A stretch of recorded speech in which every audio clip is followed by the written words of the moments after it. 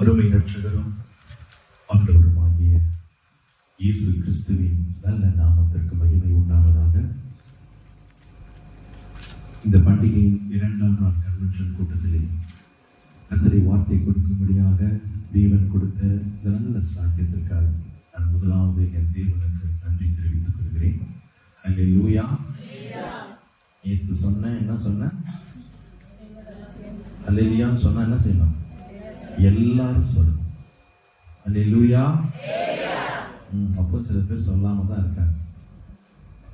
பரலோகத்தில் நமக்கு என்ன வேலை சொல்லுங்க பார்க்கலாம்? செல்போன் பார்க்கறதா? எப்ப பார் அல்லேலூயா. எப்படி இருக்குமா தெரியுமா? பரலோகத்தில் அல்லேலூயா சவுண்டு வெளிப்படுத்தும் விசேஷம். அந்த பைபிள் வாசிங்க, ஒரு மைக் கொடுத்தீங்க தம்பி. 19ஆம் அதிகாரம் 4ஆம் வசனம் வாசிங்க பார்க்கலாம்.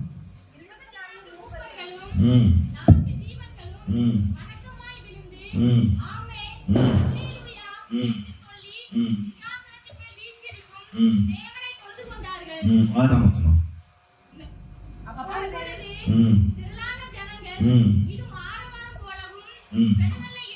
ஆரபாரம் போலவும் பெரும் வெள்ளம் இரைச்சல் போலவும் பலத்த இடி முழக்கம் போலவும்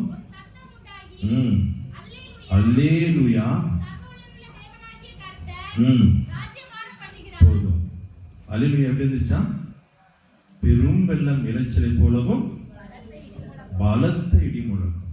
அது போல ஒரு அல்லேலூயா சொல்லுங்க பார்க்கலாம். ஒரு 3 அல்லேலூயா சொல்லுங்க பார்க்கலாம்.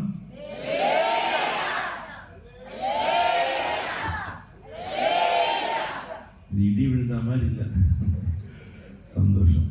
கர்த்தருடைய பரிசுத்த நாமத்திற்கு மகிமை உண்டாவதாக. யார் வாசிங்க? பைபிள் வாசிங்க. வந்து மைக் வாங்கிட்டீங்க கொஞ்சம் முன்னாடி. தம்பி வாடா, கிட்ட வந்து வெளிச்சத்துல உட்காந்துங்க, வாசிங்க.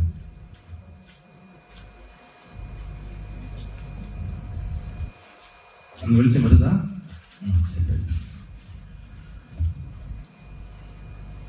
சங்கீதங்களின் புஸ்தகம் 1ஆம் அதிகாரம் 3ஆம் வசனத்தை வாசிக்க கேட்போம். அவன் நீர்க்கால்களின் ஓரமாய் நடப்பட்டு தன் காலத்தில் தன் கனியை தந்து இலையுதிராதிருக்கிற மரத்தை போல் இருப்பான். அவன் செய்வதெல்லாம் வாய்க்கும். அவன் எல்லாரும் கண்களை மூடுவோம். சகோதரி எல்லாரும் தலைகளை மூடி பேசுகிற பரிசுத்த ஆவியானவரை நோக்கி நாம் எல்லாரும் ஜெபிக்கலாம். நேற்று தினத்தில் பேசின அதே ஆவியானவர் இன்றைக்கு நம்மோடு கூட பேசுவார்கள். எல்லார் கண்களை மூடி தாகத்தோடு கூட ஒரு பெரிய எதிர்பார்ப்போடு கூட ஆவியானவரே இன்றைக்கும் இன்னும் ஒரு விசை எங்களோடு கூட பேசுவீராக. இந்த பண்டிகை நாட்களிலே நாங்கள் எப்படி ஆசரிக்க வேண்டும் என்று சொல்லி எங்கள் கற்றுக் கொடுப்பீராக. எங்கள் வாழ்க்கையில் ஒரு மாற்றத்தை உண்டு பண்ணுவீராக சொல்லி எல்லாரும் சொல்லிக்கலாம். மகா இரக்கமும் கிருபையும் பரிசுத்தமுள்ள எங்கள் நல்ல பிதாவே, இயேசுவின் நாமத்திலே இந்த அருமையான 2ஆம் நாள் கூட்டத்திற்காக நன்றி செலுத்துகிறோம். ஆண்டவரே, நேற்று தினத்தில் பேசின அதே ஆவியானவர் இன்றைக்கும் எங்களோடு கூட பேசுவீராக. சபைக்கு என்ன தேவை என்பதை ஆவியானவர் அறிந்திருக்கிறார். இந்த பண்டிகை நாட்களிலே ஆண்டவரே, நாங்கள் இன்னும் உம்மை கிட்டி சேர்ந்து, நாங்கள் எங்களை இன்னும் சுத்திகரித்துக் கொண்டு, நாங்கள் எங்களை பிரதிஷ்டை பண்ணிக்கொண்டு இனி வரும் நாட்களிலே உமக்கு பிரியமான வாழ்க்கை வாழ்ந்து நாங்கள் செய்வதெல்லாம் வாய்க்கும்படியாக கர்த்தர் எங்களோடு கூட பேசுவீராக. இன்னும் ஒரு விஷயம், இந்த நாளிலே உமது நாமமும் உம்முடைய வசனம் மாத்திரம் மகிமைப்படட்டும். எல்லா துதிகான மகிமை உமக்கே சுத்தி ஜெபிக்கிறோம் எங்கள் ஜீவனுள்ள எங்கள் நல்ல பிதாவே. எல்லாரும் சொல்லணும் ஆமென். ஆமென். மறுபடியும் வாசி சிஸ்டர்.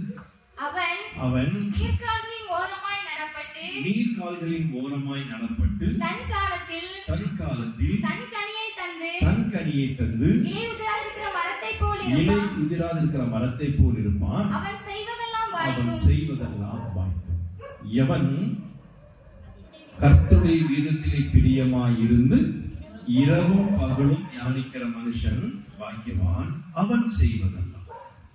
நேற்று தினத்திலே கர்த்தருடைய வேதத்திலே பிரியமாயிருந்து தியானிப்பதற்கு முன்பதாக நாம் செய்வதெல்லாம் வாய்க்க வேண்டும் என்று சொன்னால் முதல் வசனத்திலே சங்கீதக்காரர் சொன்னதை போல நம்முடைய வாழ்க்கை மாறும் என்று சொன்னால் நிச்சயமாகவே நாம் செய்வதெல்லாம் என்ன செய்யப்படும்?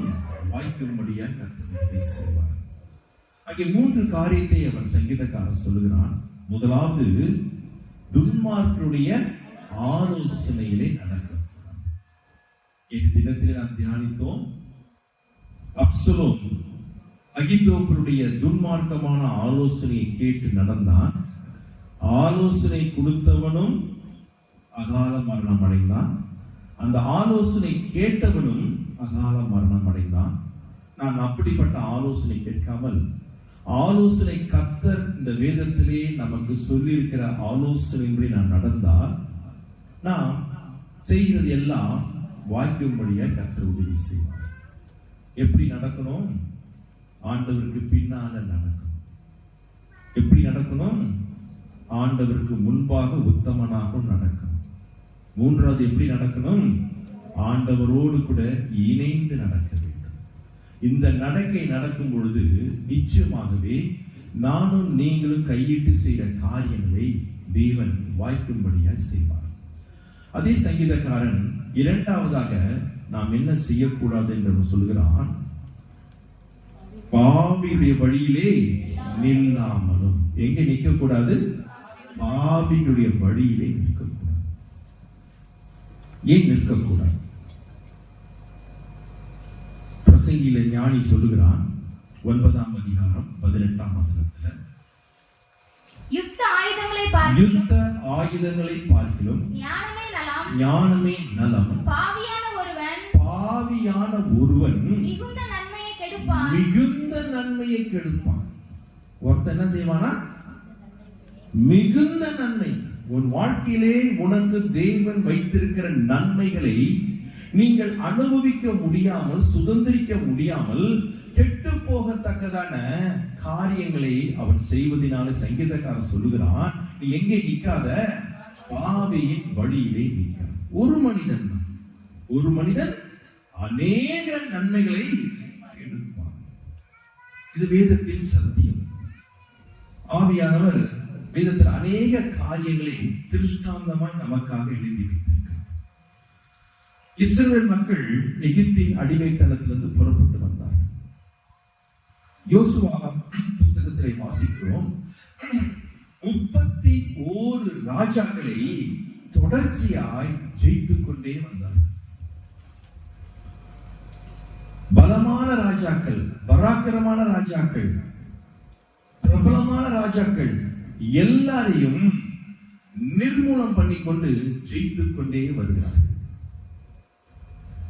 136ஆம் சங்கீதத்தில் வாசிக்கிறோம் பார்த்தீங்கன்னா, பிரபலமான ராஜாக்களை துதியுங்கள், எல்லாரையும் அழித்தார் ஆண்டவர். பிரபலமான பராக்கிரமான எல்லா ராஜாக்களையும் அழைத்து, இந்த 31 ராஜாக்களை அடித்து ஆண்டவர் ஜனங்களை அழைத்துக் கொண்டு வருகிறார்.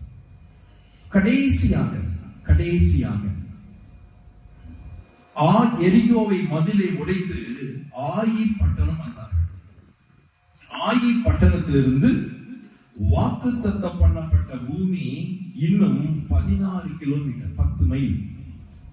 ஒரு 45 நிமிஷத்துக்குள்ளாய் ஜனங்கள் எல்லாம் எங்க போய்க்கலாம் தெரியுமா? கானானுக்குள் பிரவேசித்திருக்கலாம். ஆனா அந்த ஆயி பட்டணத்துல வந்தபோது ஒரே ஒரு மனிதன், யார் அந்த மனிதன்? ஆகான். எடுக்காதே என்று சொன்ன காரியத்தை அவன் எடுத்து என்ன செய்தான் தெரியுமா? ஒளித்து வைத்தான்.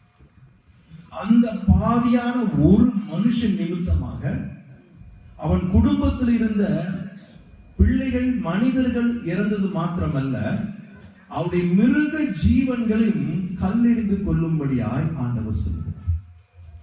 அது மாத்திரமல்ல, அது வரைக்கும் தோல்வியை கண்டிடாத தேசம் முதல் தோல்வியை சந்திக்கிறது. யாருனால? ஒரே மனிதனால. பாவியான மனுஷன் மிகுந்த நன்மை. குடும்பத்தை மாத்திரமல்ல, சபையை மாத்திரமல்ல, தேசத்தையே ஒரு மனிதன் என்ன செய்ய முடியும்? எடுக்க முடியும். அந்த மனுஷன் எப்படிப்பட்ட மனுஷன்? பாவியான மனுஷன். எடுக்காதே ஆண்டவர் சொன்னார். சாபத்தீடானதுல ஒன்றும் எடுக்காதேன்னு சொன்னா, பாபிலோனை சால்வையையும் தங்கத்தையும் வெள்ளியும் எடுத்து தன் கூடாரத்துக்குள் ஒளித்து வைத்தான், புதைத்து வைத்தான். யோசுவா கேட்கிறான், யார் செய்ய சொல்லுங்க. ஆகான் வாய் திறந்தான், திறக்கவே இல்லை. ஆண்டவருக்கு தெரியும் யார் எடுத்தா. ஆமீனா, யார் எடுத்தா? ஆகான் எடுத்தான். யோசுவா அதை வைக்கிறான், ஆகான் அவன் தான் எடுத்தான் என்று ஆண்டவர் ஒரே வார்த்தையிலே சொல்லி இருக்க முடியும். முடியுமா? முடியாதா? முடியும். என்ன சொல்ல தெரியுமா ஆண்டவர்?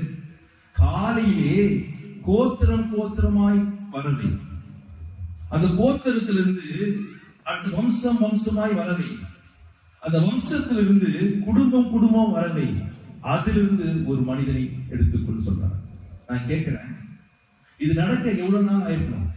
இது ஒரே நாள் நடக்கிற சம்பவம் கிடையாது. எத்தனை கோத்திரம் மொத்தம்? 12 கோத்திரம். அது 12 கோத்திரத்தை பிரிக்க வேண்டும். கோத்திரத்திலிருந்து வம்சத்தை பிரிக்க வேண்டும். வம்சத்திலிருந்து குடும்பத்தை பிரிக்க வேண்டும். எவ்வளவு நாள்? எனக்கு தெரிஞ்சு குறைஞ்சது ஒரு 30 நாள், ஒரு மாசம் ஆயிருக்கலாம். ஏன் தெரியுமா ஆண்டவர் செய்ய சொன்னாரு? அந்த 30 நாள் ஆகானுக்கு தேவன் கொடுத்த கிருபையின் காலம். மனம் திரும்பி அவன் ஓடி வந்து, யோசுவா யோசுவா ஏன்பா இதெல்லாம் நீ பிரிச்சிட்டு இருக்கிற? நான் தான் எடுத்தேன்னு சொல்லியிருந்தா ஒருவேளை தேவன் அவனையும் மன்னித்து கானானுக்குள் பிரவேசிக்க வைத்திருப்பார். இந்த வேதாகமத்தின் சத்தியத்தை மாற்றி எழுத வேண்டியவன் ஆகான். இன்னைக்கு வேதம் என்ன சொல்லுது தெரியுமா?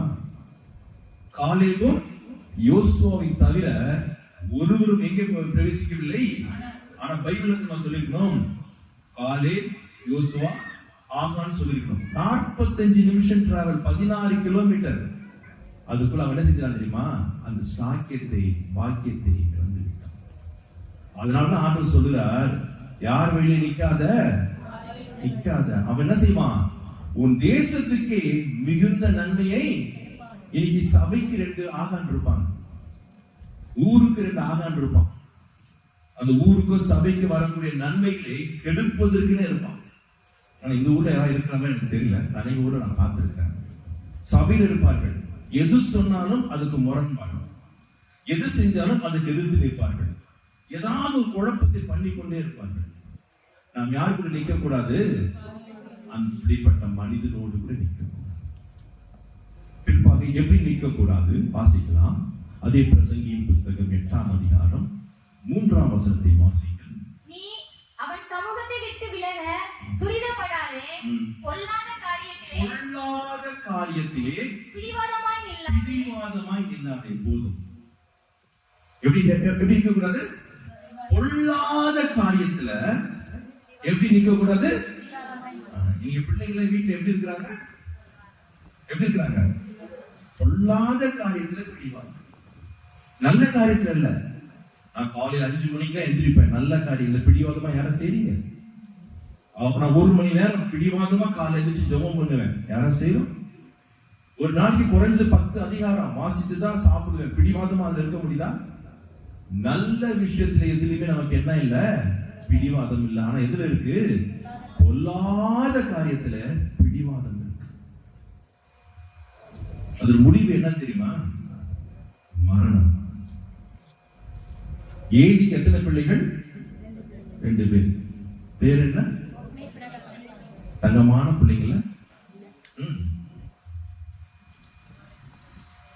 2 பேரும் துன்மார்க்கர்கள், பாவியான மனுஷன். ஆலயத்துல என்ன செய்யக்கூடாதோ சகலத்தையும் செய்தார்கள். தகப்பன்மார் கண்டிச்சும் அப்படிதான் செய்தார்கள். சபையில் இருக்கிற மக்கள் கேள்வி கேட்டும் அவர் எப்படிதான் இருந்தார்கள்? பிடிவாதமாய் அந்த பாவத்திலே இருந்தார்கள். ஆண்டவருக்கு வருகிறக்கூடிய காணிக்கையை எடுத்தார்கள். ஆண்டவருக்கு செலுத்தக்கூடிய பலிகளிலே உச்சிதமானதை தேவனுக்கு செலுத்ததை இவர்கள் முந்தி எடுத்துக்கொண்டார்கள். சபைக்கு வருகிற பெண்களோடு கூட விபச்சாரம், வேசித்தனம் பண்ணினார்கள். எச்சரித்து புத்தி சொல்லியும் அந்த 2 பேரும் அந்த பாவத்துல பிடிவாதமாய் நின்றார்கள். முடிவு 2 பேரும் வால வயதிலே மரித்து போனார்கள். 2 பேரும் மரித்து போனார்கள். அது மாத்திரமல்ல, அவன் சந்ததியிலே எல்லாரும் வால வயதிலே மரிப்பார் என்று தீர்க்கமான வார்த்தை அந்த குடும்பத்துக்கு. எதுல பிடிவாதம்? பொல்லாத விஷயத்துல, பாவமான காரியத்துல பிடிவாதமாய் நின்றார்கள். அதை பார்க்க மிக கொடுமையானது, அவனுக்கு குழந்தை பிறக்கிறது. அந்த குழந்தைக்கு என்ன பெயர் வைத்தார்கள்? இக்கபோத். இக்கபோத்னா என்ன அர்த்தம்? தேவனுடைய மகிமை தேசத்தை விட்டே போயிடுச்சு. ஒரு மனிதன், பாவ மனிதன் கூட நின்னதால் தேசம் தோல்வியை சந்தித்தது. இந்த 2 பேர் செய்த பாவத்தினாலே, பிடிவாதமாய் பாவத்தில் நின்றதுனாலே மகிமை இஸ்ரவேலை விட்டே போய்விட்டது. இப்ப நம்ம கூட இனிமே வாலிப பிள்ளைங்க உட்கார்ந்துக்கிறீங்க, அநேகர் என்ன பிடிவாதமா இருக்கிறீங்க. அது ஒரு வாழ்க்கைக்கு ஆசீர்வாதத்தை கொண்டு வராது. அது நல்ல விஷயத்துக்கு இல்ல, எல்லாம் கெட்ட விஷயத்துக்கு. ஒரு குடும்பத்துல ஒரு பொண்ணு அவங்க அப்பா அம்மா மிரட்டா, அவரு இந்து பையனை லவ் பண்ணிட்டா, நான் அவ்வளவுதான் கல்யாணம் பண்ணுவேன், நான் ஓடி போறது எனக்கு தெரியும், உன் பேரு நாஸ்தி ஆயிடும், அசிங்கமாயிடும், நீயே நல்ல விதமா பார்த்து பேசி முடிச்சுவேன்னு சொல்லி மிரட்டுகிறார்கள். அப்பா அம்மா சொல்றாங்க வேணாம், அந்நிய விதத்துல நேற்று கூட நாம் வாசித்தும் தியானித்தும் பிணைக்க கூடாது. மிரட்டுகிறார். பொல்லாத விஷயத்தில் எழுதுகிறார்கள். பிடிவாதம். முடிவு நான் சொல்லுகிறேன், ஐயோ ஐயோ தான். தம்பி இங்க உட்கார்ந்து பேசுங்க. பிடிவாதம், பொல்லாத காரியத்தில் பிடிவாதம். தயவு செய்து வாழ்க்கை பிள்ளைங்களே, உங்கள் பிடிவாத குணத்தை மாற்றிக் கொள்ளுங்கள். பெற்றாருக்கு என்ன செய்யுங்கள்? கீழ்ப்படியுங்கள். வேதத்திலே 10 கட்டளையிலே ஆண்டவர் கொடுத்தார். ஒரே ஒரு கட்டளைக்கு தான் வாக்கு தத்துவத்தையும் சேர்த்து கொடுத்தார். வாலிப பிள்ளைகளே, உங்கள் ஆயுசு நாட்கள் நீடித்திருப்பதற்கும், நீ சுகமாய் இருப்பதற்கும் உன் தாயின் தகப்பனையும் வேற ஒண்ணு சொல்லு.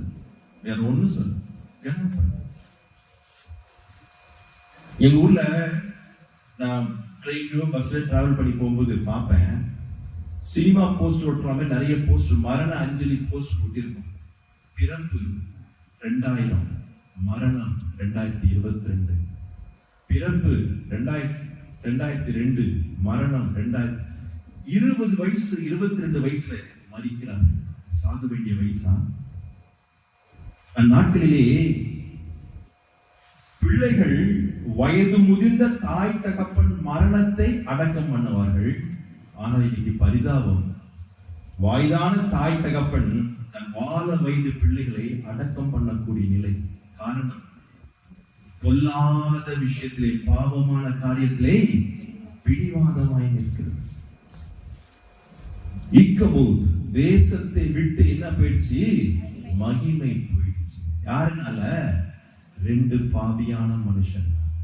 அதான் சங்கீதக்காரன் சொல்கிறான், பாவியின் வழியில நிற்காது. நம்ம யார் கூட நிக்கணும்? இயேசுவோடு நிக்கணும். யாருக்காக நிக்கணும்? இயேசுவுக்காக நிக்கணும். ஐயா, 3 வருஷம் இயேசுவோடு கூட சீஷர்கள் நின்றார். அதில் யூதாஸ் காரியோத் நேற்று வரைக்கும் இல்ல, அன்னைக்கு ராத்திரி கூட இயேசுவோடு கூட இருந்தான்.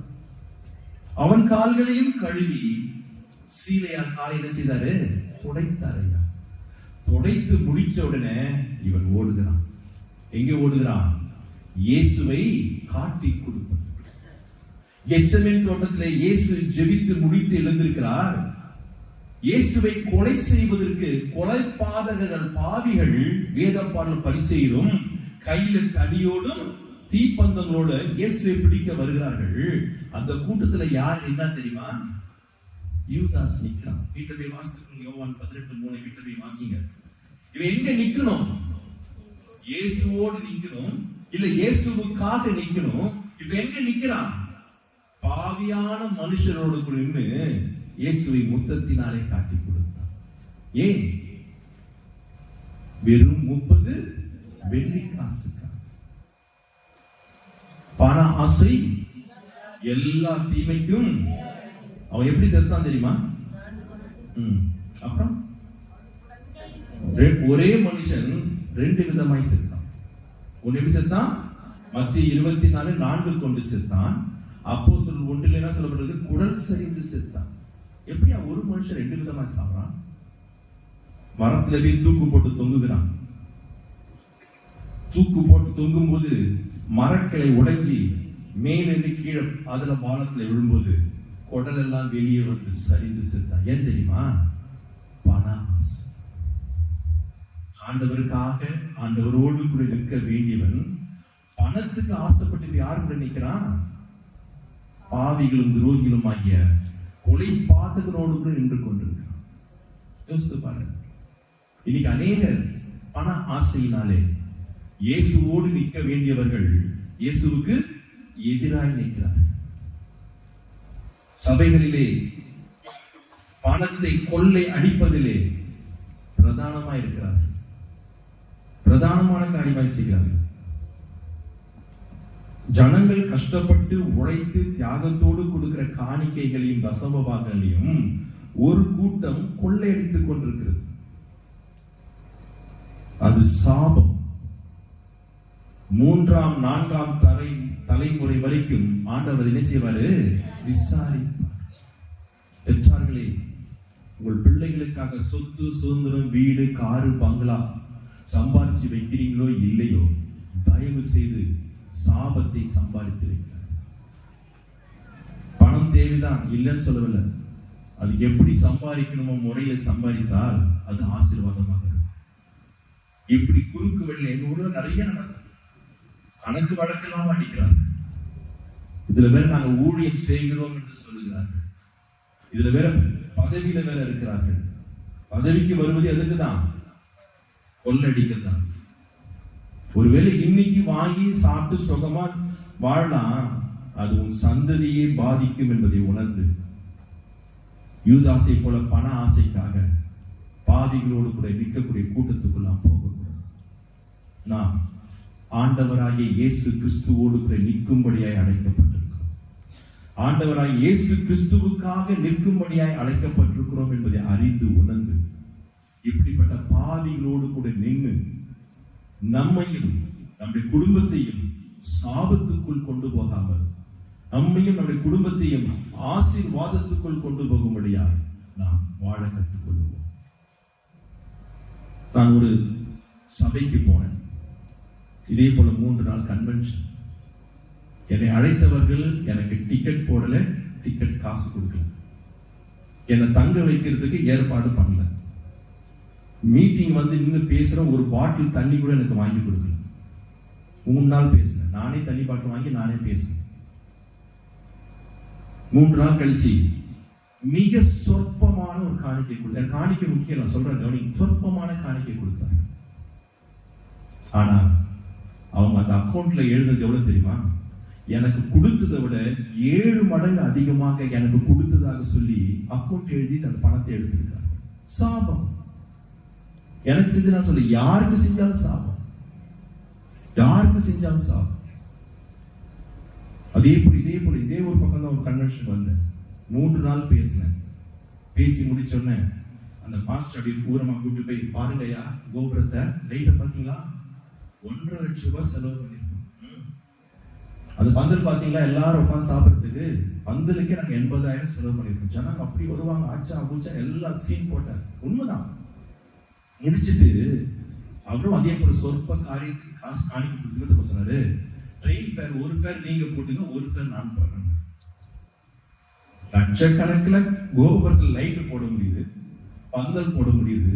ஆனா ஊழியக்காரர்களுக்கு செய்யறதுக்கு என்ன இல்ல இருக்கு, ஆனா கணக்கு வேற. இப்படி அடிக்கிற பணங்கள் நிச்சயமாய் சொல்லுகிறேன், தலைமுறையாய் சாபத்தை கொண்டு வரும். யாரா இருந்தாலும் சரி, எத்தனை வருஷம் ஊழியக்காரன், எத்தனை வருஷம் விசுவாசி, எத்தனை வருஷம் தலைமை பொறுப்புல பதவியில் இருந்தாலும் சரி, சாபம் தான். அந்த 30 வெள்ளி காசுக்கு ஆசைப்பட்டுதாங்க யூதாஸ் அழிந்து போனான். அவன் விசுவாசிக்கல, அவன் மாத்திரம் ஒழுங்கா இயேசுவோடு இருந்தால் அவன் கூட இந்த பைபிள் ஒரு நிருபத்தை எழுதிருக்கலாம். கர்த்தர் அவனையும் பயன்படுத்திருக்கலாம். அதனால சங்கீதக்காரன் அழகா சொல்லுகிறான், நீங்க பாவிட வழியில நிக்காதீங்க. சரி, அப்புறம் எப்படி நிக்கணும், எங்க நிக்கணும்? அதற்கு பைபிள் நமக்கு என்ன கற்றுக் கொடுக்குது என்பதை இன்னைக்கு நாம் தியானிக்க போகிறோம். முதலாவது எப்படி நிற்கும் தெரியுங்களா? வாசிக்கலாம். எபிரேயருக்கு எழுதின நிருபம் 12ஆம் அதிகாரம் 4ஆம் வசனத்தை வாசிக்கிறோம். பாவத்திற்கு விரோதமாய் போராடுகிறதில் பாவத்துக்கு விரோதமாய் போராடுகிறதில் ரத்தம் சிந்தப்படத்தக்கதாக நீங்கள் இன்னும் எதிர்த்து நிற்கவில்லையே. அப்ப நாம் எதுக்கு நிக்கணும்? எப்படி நிக்கணும்? எதற்காக நிக்கணும்?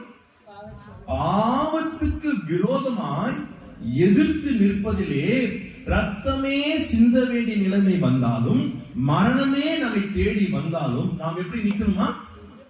எதிர்த்து.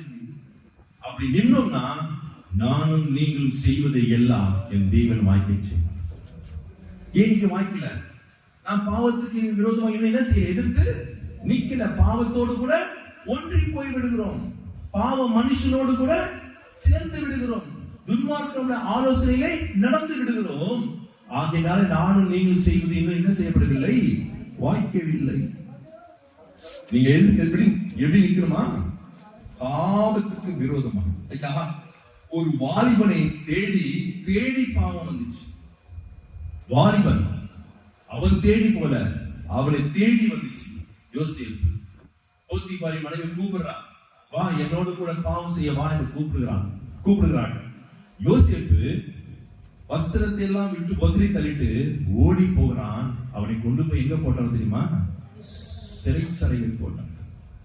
விலங்கு போட்டார்கள். அவனுடைய பிராணனை இரும்புல அடைப்பட்டு இருந்தது. ஆனாலும் அவன் கடைசி வரைக்கும் என்ன செய்ய தெரியுமா? பாவம் செய்யாமல் பாவத்துக்கு எதிர்த்து நின்றான். அதனால்தான் அவன் செய்ததெல்லாம் சங்கீதம் மன்னிக்கணும். ஆதியாகமம் 39:2 வாசிக்கும் போது கர்த்தர் அவனோடு கூட இருந்தார். அவன் செய்ததெல்லாம் கர்த்தர் என்ன செய்தாரு? வாக்கிய பண்ணினார். ஏன் வாக்கிய பண்ணினார்? பாவத்துக்கு விரோதமாய் நின்றவன். நானும் நீங்கள் நிற்க கற்றுக்கொள்வோம் என்று சொன்னார். நிச்சயமாக நானும் நீங்கள் செய்வதை எல்லாம் கர்த்தர் என்ன செய்வாரு? வாய்க்க பண்ணுவார்.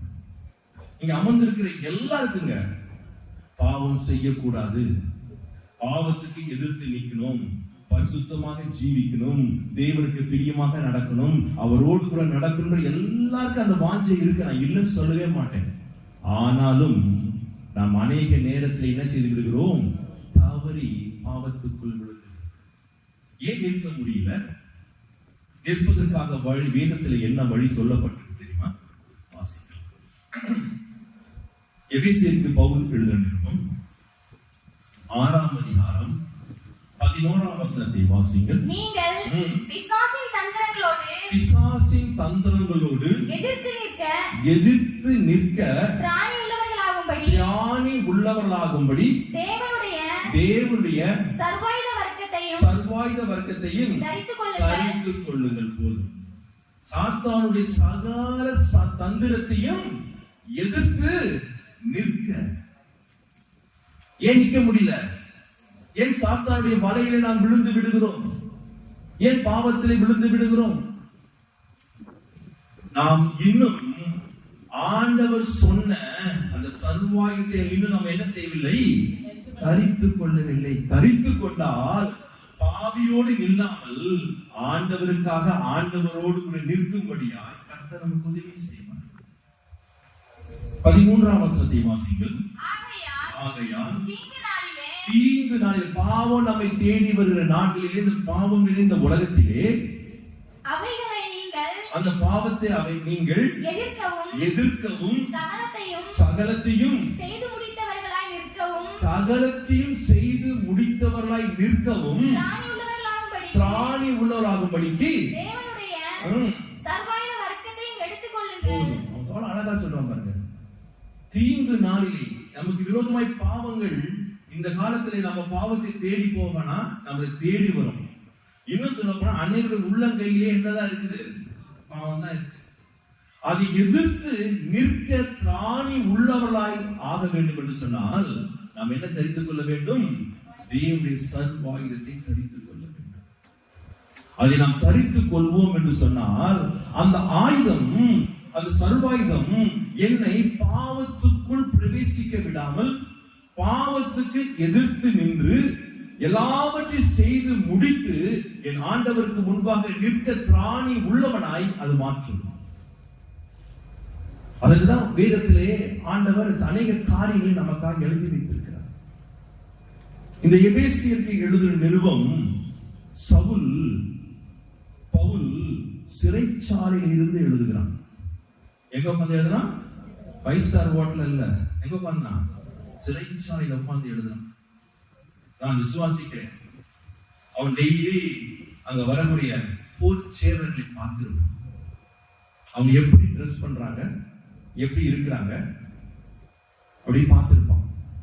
அவன் யோசிச்சிருப்பான், உலக பிரகாரமான மனுஷனுடைய சண்டை போடுகிறவர்களே இவ்வளவு நீட்டா, இவ்வளவு அழகா, இவ்வளவு பிரிவெண்டா ஒரு ஆயுதத்தை தரித்துக் கொள்கிறார்களே, இது அப்படியே நாம் ஸ்பிரிச்சுவலாய் ஆவிக்குரிய ரீதியிலே ஆவிக்குரிய சத்துருவாகிய சாத்தானின் சகல வல்லமைகளை மேற்கொள்வதற்கு நமக்காக அது அப்படியே ஆவிக்குரிய அர்த்தத்திலே அவன் எழுதி வைத்திருக்கிறான். எத்தனை பேருக்கு சாத்தானை எதிர்த்து போராடி ஜெயிக்க வேண்டும் எத்தனை பேருக்கு ஆசை? கை நிறைய பேருக்கு இல்ல. நான் அவங்க நான் கொடுத்து நடத்திக்கிறாங்க.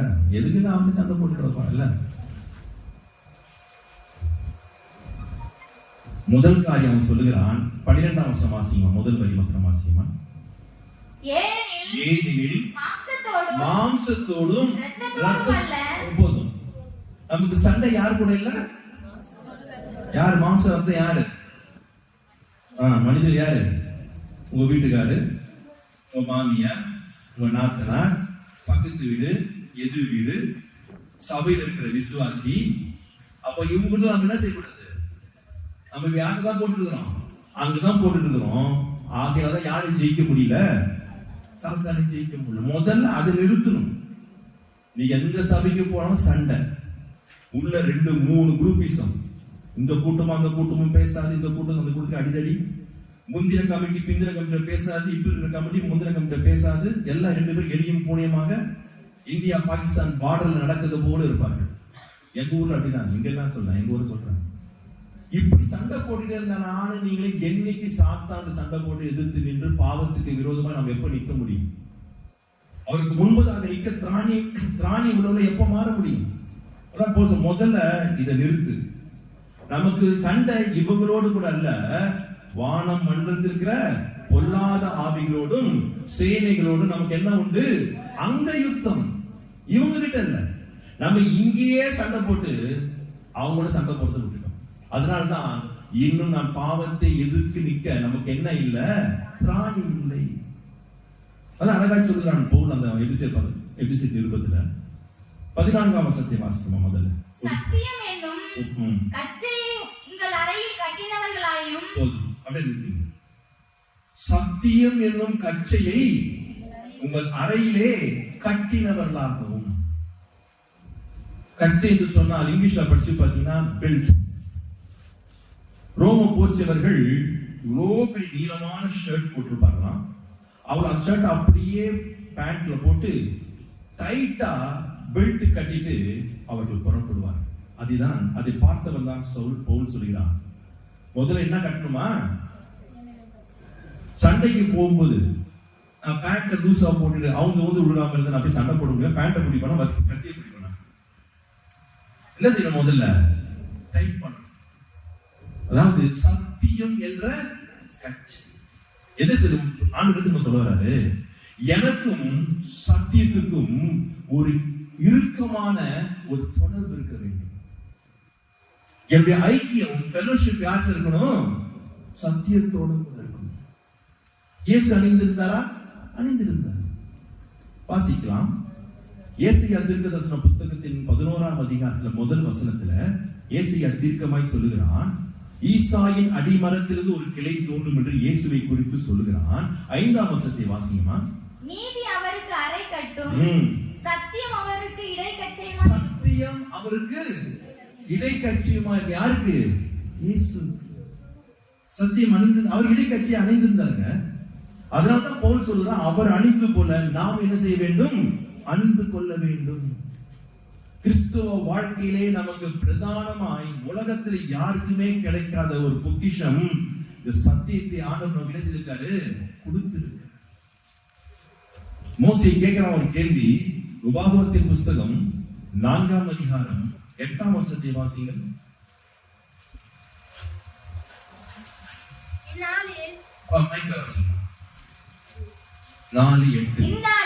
இந்த நாளில் நான் உங்களுக்கு விதிக்கிற இந்த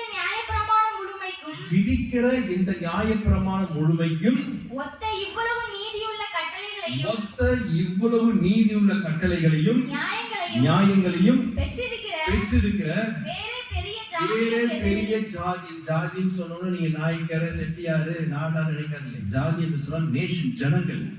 எந்த தேசம், உலகத்திலே எந்த நாடு இதுக்கு ஈக்குவலாக கட்டளைகளையும் நியமங்களையும் பெற்ற ஒரு நேஷன் சொல்ல முடியுமாங்க? உலகத்தில் யாருமே கிடையாது. நானும் நீனும் பாக்கியவான்கள். நம்ம கையில கர்த்தர் சத்தியத்தை கொடுத்திருக்காங்க. யாருக்கும் கிடையாதுங்க. இவ்வளவு அழகான சத்தியத்தை இன்றைக்கு சபை என்ன செய்து விட்டது? விட்டது. இன்னைக்கு சபைக்குல சத்தியத்துக்கு முக்கியத்துவம் இல்ல. இன்னைக்கு என்னதான் இருக்கு? கிறிஸ்துவ உலகத்துல எதுதான் முக்கியம்? ஆட்டம், பாட்டம், கொண்டாட்டம். ஏசாயா சொன்னது ஒரு சத்தியம் தள்ளுபடியாகிவிட்டது. இறைவன் சொல்கிறான், அவர்களுக்கு சத்தியத்தின் மேல் என்ன இல்ல? விருப்பம் இல்லை. சத்தியம் அவளுக்கு நிந்தையாய் போய்விட்டது. யாருக்கு சத்தியத்தின் மேல் விருப்பம் இல்ல? வந்தா 2 தீர்க்கதரிசனம் சொல்லணும், உன்னை ஆசீர்வதிப்பார், உன் கண்ணீரை துடைப்பார், உனக்கு மூக்கு சிந்தி விடுவார், தலைவாரி விடுவார், எல்லாம் அப்படியே தடவி கொடுத்து பேசிட்டு போனா அது இன்னைக்கு நல்லா இருக்கு. இன்னைக்கு மனம் திரும்ப செய்தி இல்லை, பரிசுத்தமாய் வாழு செய்தி இல்லை. சத்தியம் தள்ளுபடி ஆகிவிட்டது. இப்படிப்பட்ட சத்தியம் உலகத்தில் யாருக்கு கிடையாதுங்க. ஆனா நீ பரிதாபம் என்ன தெரியலாங்க? நான் கர்த்தருடைய கிருபையிலே பல ஊர்களுக்கு பல சபைகளுக்கு போகிறேன். கிறிஸ்தவர்கள், அதுவும் ஆதி கிறிஸ்தவர்கள், ஜாதி கிறிஸ்தவர்கள், பெரிய பெரிய ஊழியக்காரர்கள், பிள்ளைகள்லாம் கூட சபைக்கு வரும்போது என்ன கொண்டு வருது இல்ல? கொண்டு வருதே கிடையாது. அப்படியே கொண்டு வந்தாலும் வச்சுட்டு அது பைபிள் மேல எதை வைப்பாங்க? செல்போனை பத்திரமா வைப்பாங்க. அப்படியே கொண்டு வந்தாலும் திறக்க மாட்டாங்க. அவங்க உட்கார்ந்து பாத்தீங்கன்னா அவங்கதான் பைபிளை எழுதின மாதிரி அப்படி உட்கார்ந்து இருப்பாங்க. திறக்க மாட்டாங்க. எனக்கு எல்லாம் நான் எழுதின பைபிள் எனக்கு எல்லாம் தெரியும், இவன் என்ன சொல்றது, நான் என்ன திறந்து பாக்குறது? இப்படிப்பட்ட எண்ணம் இருக்கிறவர்கள் சாத்தானுக்கு விரோதமாய் ஒரு நாளும், பாவத்துக்கு விரோதமாய் ஒரு நாள் என்ன செய்ய முடியாது? எதிர்த்து நிற்க முடியாது. இயேசு சத்தியம் என்ற இடைக்கட்சியை கட்டியிருந்தார். வாசிக்கலாம். அதுக்கு ஆதாரமாக வசனத்தை வாசிக்கலாம். லூக்கா எழுதின சுவிசேஷம் 2ஆம் அதிகாரம் 46 வாசிங்க. இயேசு கிறிஸ்துவும் அவருடைய தாய் தகப்பனும் பண்டிகைக்கு எருசலேமுக்கு வந்தார்கள். எருசலேம்ல வந்துட்டு தாய் தகப்பன் எல்லாரும், ஜனங்கள் எல்லாரும் திரும்பி போகிறார்கள். தாய் தகப்பன் நினைத்தார்கள் இயேசுவும் அந்த கூட்டத்துல தான் இருக்கிறார் என்று சொல்லி அவரோடு போயிட்டார்கள். போன பிறகுதான் தெரியுது இயேசு அந்த கூட்டத்துல இல்லை. 3 நாளைக்கு பின்பதாக தாய் தகப்பன் திருப்பி எங்கே வருகிறார்கள்? எருசலேமுக்கு வருகிறார்கள். வாசிமா. 3 நாளைக்கு பின்பு அவர் தேவாலயத்தில், எவர்? இயேசு தேவாலயத்தில் போதகர் நடுவில் உட்கார்ந்திருக்கவும் அவர்கள் பேசுகிறதை கேட்கவும் அவர்கள் வினாவும் கண்டார்கள். இயேசு பேச்சை கேட்ட யாவரும் அவருடைய புத்தியையும் இயேசு சொன்ன மாறுதல்களையும் குறித்து பிரமித்தார்கள். அப்ப இயேசுக்கு என்ன வயசு? 12 வயது. எங்க இருக்கிறாரு? தேவ ஆலயத்தில் இருக்கிறார். உட்கார்ந்து என்ன செய்யறாரு? போதகர் பேசுவதை கேட்கிறார். இவர் அவருக்கு மறுபடியும் பேசுகிறார். இவர் கொடுக்கிற வெளிப்பாடு, இவர் கொடுக்கிற ரெவலேஷனை கேட்டு அவங்க எல்லாம் என்ன செஞ்சார்கள்? பிரமிக்கிறார்கள் இல்லையா? எத்தனை வயசு? 12 வயசு. கொஞ்சம் யோசிக்கணும். அந்த நாட்டிலே இப்படி என் கையில உங்க கையில பைபிள் இருக்கிறது போல அன்னைக்கு கிடையாது. அன்னைக்கு ஒருவர் வேதத்தை வாசிக்கணும் விரும்பினா எங்கதான் போனோம்? ஜெபாலயத்துக்கு போகணும். தோல் சுருள் அங்கே வைத்திருப்பார்கள். வேத பாருங்க கேட்கிற வேத பாருங்க எனக்கு இந்த பகுதியை வாசிக்கணும்னு சொன்னா அவன் வாசிப்பான். இவன் சின்ன பையன் கையில கண்டிப்பா தோல் சுருள் என்ன செய்ய மாட்டார்கள்? கொடுக்க மாட்டார்கள். நாளைக்கு 12 வயசு இல்ல, எனக்கு தெரிஞ்சு நான் விசுவாசிக்கிறேன் 5 வயது இருந்து தினமும் ஆலயத்துக்கு போக வேண்டியது, வேத பாடலை படிக்க சொல்ல வேண்டியது, கேட்க வேண்டியது, அந்த வசனத்தை அவர் மனநிலை பதித்துக் கொள்ள வேண்டியது. ஒருவேளை மறந்திருந்தா மறுபடியும் போய் ஐயா கோச்சிக்காதீங்க, எனக்கு இன்னும் ஒரு விஷயம் அதிகாரத்தை என்ன செய்யுங்கள், படித்து காட்டுங்கள் சொல்லி ஒவ்வொரு நாளும் ஆலயத்துல போய் வேத பாரகன் படிக்கிறதை கேட்டு கேட்டு கேட்டு இவர் பேசுவதை கேட்டு போதகர் என்ன செய்கிறார்கள்? பிரமிக்கிறார்கள். ஐயா யோசித்து பாருங்க. நம்ம கையில் எல்லாருக்கும் அவருக்கு தெரிந்த மொழியில கர்த்தர் பைபிளை கொடுத்திருக்காரு. நம்ம எந்த அளவுக்கு வாசிக்கிறோம், எந்த அளவுக்கு இதை நேசிக்கிறோம், எந்த அளவுக்கு அந்த வசனத்தின்படி அந்த வாழ்க்கையை அமைத்துக் கொள்கிறோம், கொஞ்சம் யோசிங்க. சின்ன வயதுல இருந்தேங்க அந்த பழக்கத்துக்குள் நாம் வருவோம் என்று சொன்னால், அந்த சத்தியம் என் வாழ்க்கையின் இடைக்கட்சியாக மாறும் என்று சொன்னால், அந்த சத்தியம் சத்துருக்கு விரோதமாய் எதிர்த்து நின்று திராணி உள்ளவனாய் வாழ்வதற்கு இது நமக்கு என்ன செய்யும்? உதவி செய்யும். இன்னைக்கு அநேகருக்கு சத்தியத்தின் மேல் என்ன இல்ல? விருப்பம் இல்லை. அநேகர் பார்த்திருக்கீங்களா? இந்த பசங்களை சண்டே ஸ்கூல் கூட அனுப்ப மாட்டாங்க. கவனிச்சிருக்கீங்களா? அனுப்ப மாட்டாங்க. கேட்டா அவனுக்கு பிடிக்கலைங்க, அவனுக்கு பிடிக்க மாட்டேங்குது, அவனுக்கு வேணாம்னு விட்டான். நான் கேட்கிறேன், எல்கேஜி யூகேஜி சேர்க்கும் போது உங்க பையன் விரும்பி போயா சேர்ந்தான்? சொல்லுங்க. காலையில எந்திரிச்சு தூக்கத்திலே கொண்டு போய் தண்ணியை ஊத்தி அப்படியே தொடச்சு அப்படியே வாயில ஏதோ 2 இட்லியை திணிச்சு ஒரு ஷூவை பேண்ட போட்டு கதற அழுவான். ஐயோ அம்மா நான் ஸ்கூலுக்கு போல, கொண்டு போய் ஸ்கூல் பேண்ட்ல அப்படி லக்கேஜ் மாதிரி தூக்கி போட்டு இல்ல ஸ்கூல்ல கொண்டு போய் தூக்கி போட்டு ஓடி வந்துடும். ஏன் அப்ப படிக்க சொல்லி வீட்டுல உட்கார வச்சுங்களேன். என் பையன் படிக்க மாட்டான், அழுறான், ஸ்கூலுக்கு வேணா வீட்டுல இருக்க வச்சுங்களேன். ஏன் வைக்க மாட்டீங்க? உங்க புள்ள படிக்கணும், அப்படி +1 +2 அப்படியே வந்து கலெக்டர் டாக்டர் ஆசை இருக்குல்ல, சந்தோஷம், நான் வேணாம்னு சொல்ல. அதை விட முக்கியமானது உன் பையன் முதல்ல திரும்ப படிக்கணும். சத்தியத்தை அறிந்து கொள்ள வேண்டும். சத்தியத்தை சிறு வயதிலிருந்தே இடைக்கச்சையாய் கட்டிக் கொள்ளக்கூடிய பிள்ளையாய் நாம் வளர்க்க கற்றுக்கொள்ள வேண்டும். ஒரு வாரத்துக்கு ஒரு வசனங்க, 52 வாரம் 52 வசனம் அவன் படித்து மனப்பாடமாய் வைக்கும் பொழுது அந்த வசனம் உன் பிள்ளையின் வாழ்க்கையை தலைக்கீழாக மாற்றும்.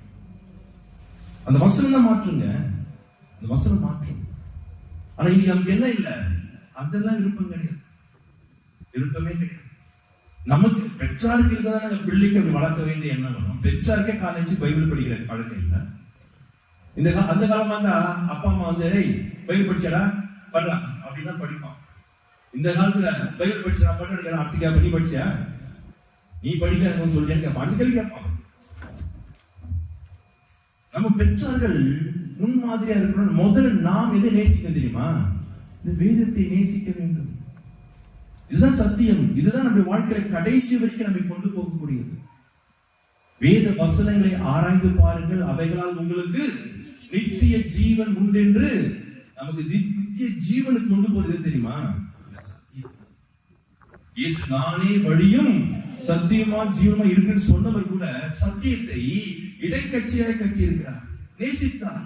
சிறு வயதிலிருந்தே வாசிக்கல, கேட்டு கேட்டு கேட்டு அப்ப எவ்வளவு வசனங்களை அவர் மனதிலே பதித்து எத்தனை வசனங்களை அவர் பேசி பேசி எத்தனை வசனங்களுக்குள்ள வாழ்ந்தனால்தான் சாகிற வரைக்கும் பாவமே செய்யாமல் வாழ்ந்தார். பாவம் செய்யவில்லை, பாவம் இல்லை, பாவம் அறியவில்லை. உங்களில் யாராவது இடத்தில் பாவம் ஒன்று என்று சொல்லக்கூடுமோ என்று கேட்டவர். சிலுவையிலே அறைவதற்கு ஒப்பு கொடுத்த பிலாத்து கூட சொல்லுகிறான், இவ்விடத்திலே ஒரு அநியாயம் ஒரு பாவத்தையும் காணவில்லை. ஏன் இன்னும் சொல்லப்பட காட்டி கொடுத்த யூதாஸ் காரியத்து கூட ஐயோ குற்றமற்ற இன்னசென்ட் தவறு செய்யாத பாவம் செய்யாத ரத்தத்தை காட்டி கொடுத்தேன் சொல்லிதான் நாண்டு கொண்டு செத்தான். எப்படி முடிந்தது? அவர் சிறு வயதிலிருந்தே சத்தியம் அவருக்கு இடைக்கட்சியா இருக்கு. நமக்கு என்ன இருக்கு? செல்போன் தான் இடைக்கட்சி. இடத்துல சொல்லிட்டு இருக்கோம், வேலை செய்யும்போது சாரி நைட்டு சொல்லி செல்ல வேலை செய்வோம். செல்லு இடைக்கட்சியா இருக்கக்கூடாது. எது இடைக்கட்சியா இருக்கணும்? சத்தி சத்தி. அவங்க அப்பா சொல்றாரு, அம்மா சொல்றாங்க 48 அடுத்த வருஷம் வாசிமா, 48 49 வாசிங்க அப்படின்னு சொல்லி. தாய் தகப்பன்மாரும் அவரை கண்டு ஆச்சரியப்பட்டார்கள். எப்படி பேசுறான் பாரு, என் பிள்ளை 12 வயசுல வேதத்தை குறித்து சத்தியத்தை குறித்து என்ன அழகா பேசுறான்னு சொல்லி ஆச்சரியப்பட்டார்கள். அப்பொழுது அவருடைய தாயார் அவரை நோக்கி, இயேசுவை நோக்கி, மகனே மகனே ஏன் எங்களுக்கு இப்படி செய்தாய்? ஏன் எங்களுக்கு இப்படி செய்தாய்? இதோ உன் தகப்பனும் நானும் விசாரத்தோடே உன்னை தேடினோமே என்றார். எங்கெல்லாம் கஷ்டப்பட்டு பாரத்தோடு தேடினோமே என்று சொன்னார். அதுக்கு அவன் சொல்றாரு, ஏன் சொல்றாரு? அதற்கு இயேசு, நீங்கள் ஏன் என்னை தேடினீர்கள்? என் பிதாவுக்கு அடுத்தவைகளில் நான் இருக்க வேண்டியதென்று அறியீர்களா என்றார். என்னை ஏமா தேடுறீங்க? ஏன்பா என்னை ஏன் தேடுறீங்க?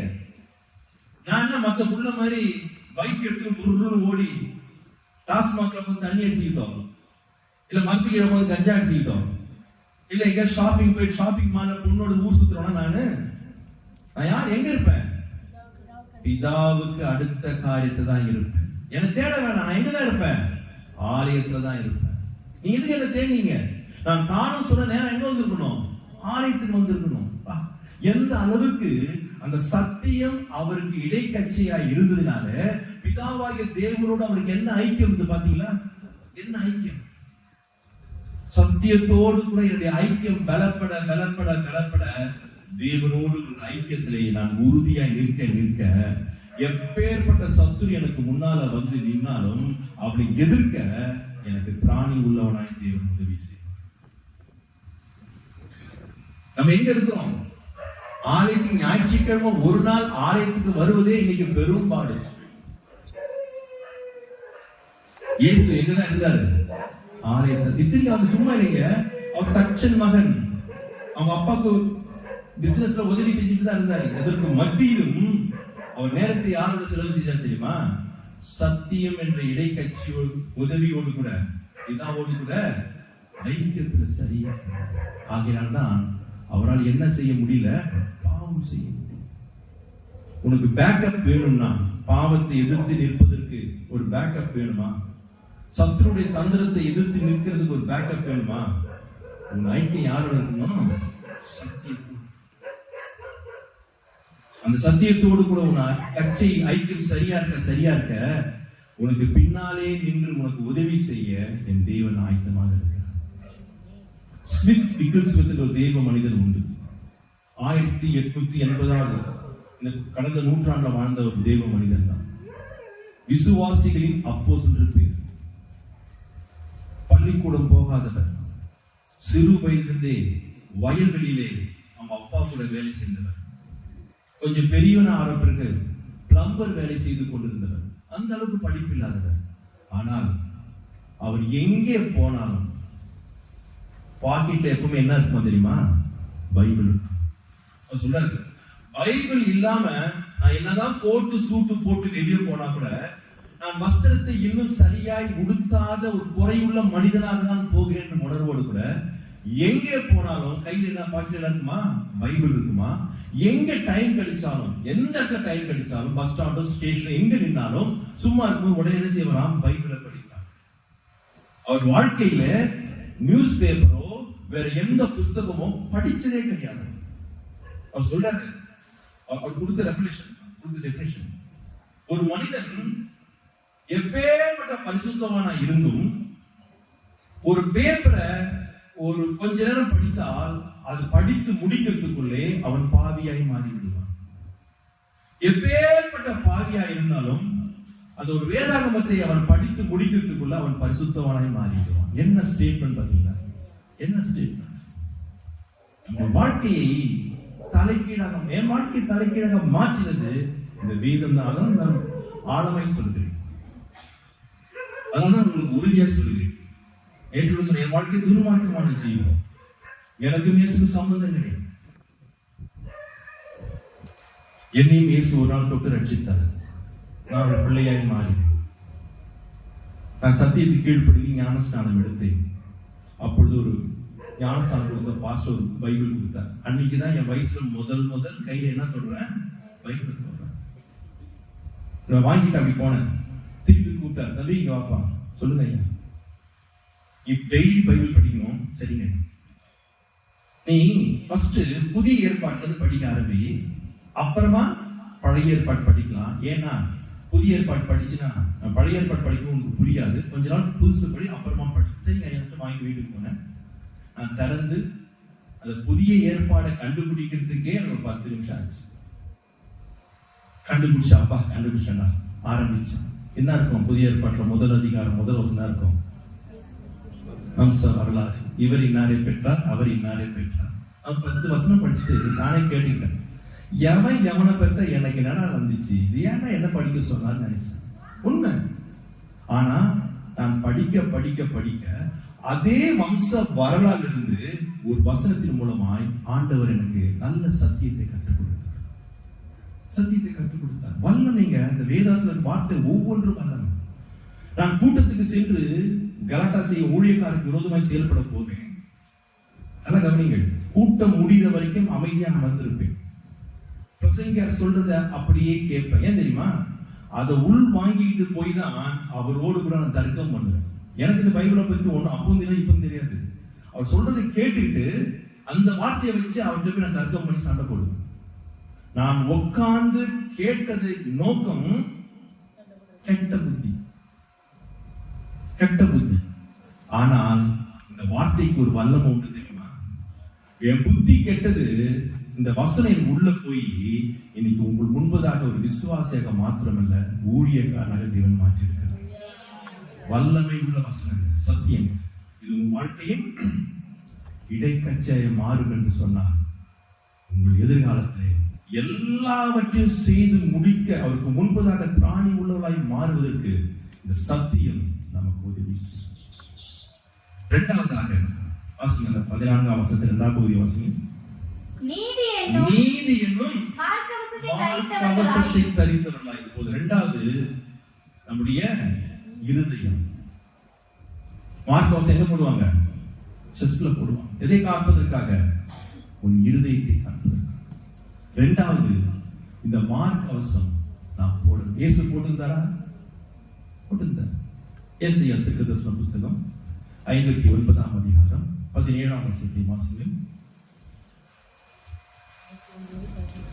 அவர் நீதியை மார்க்கவசமாக போதும்.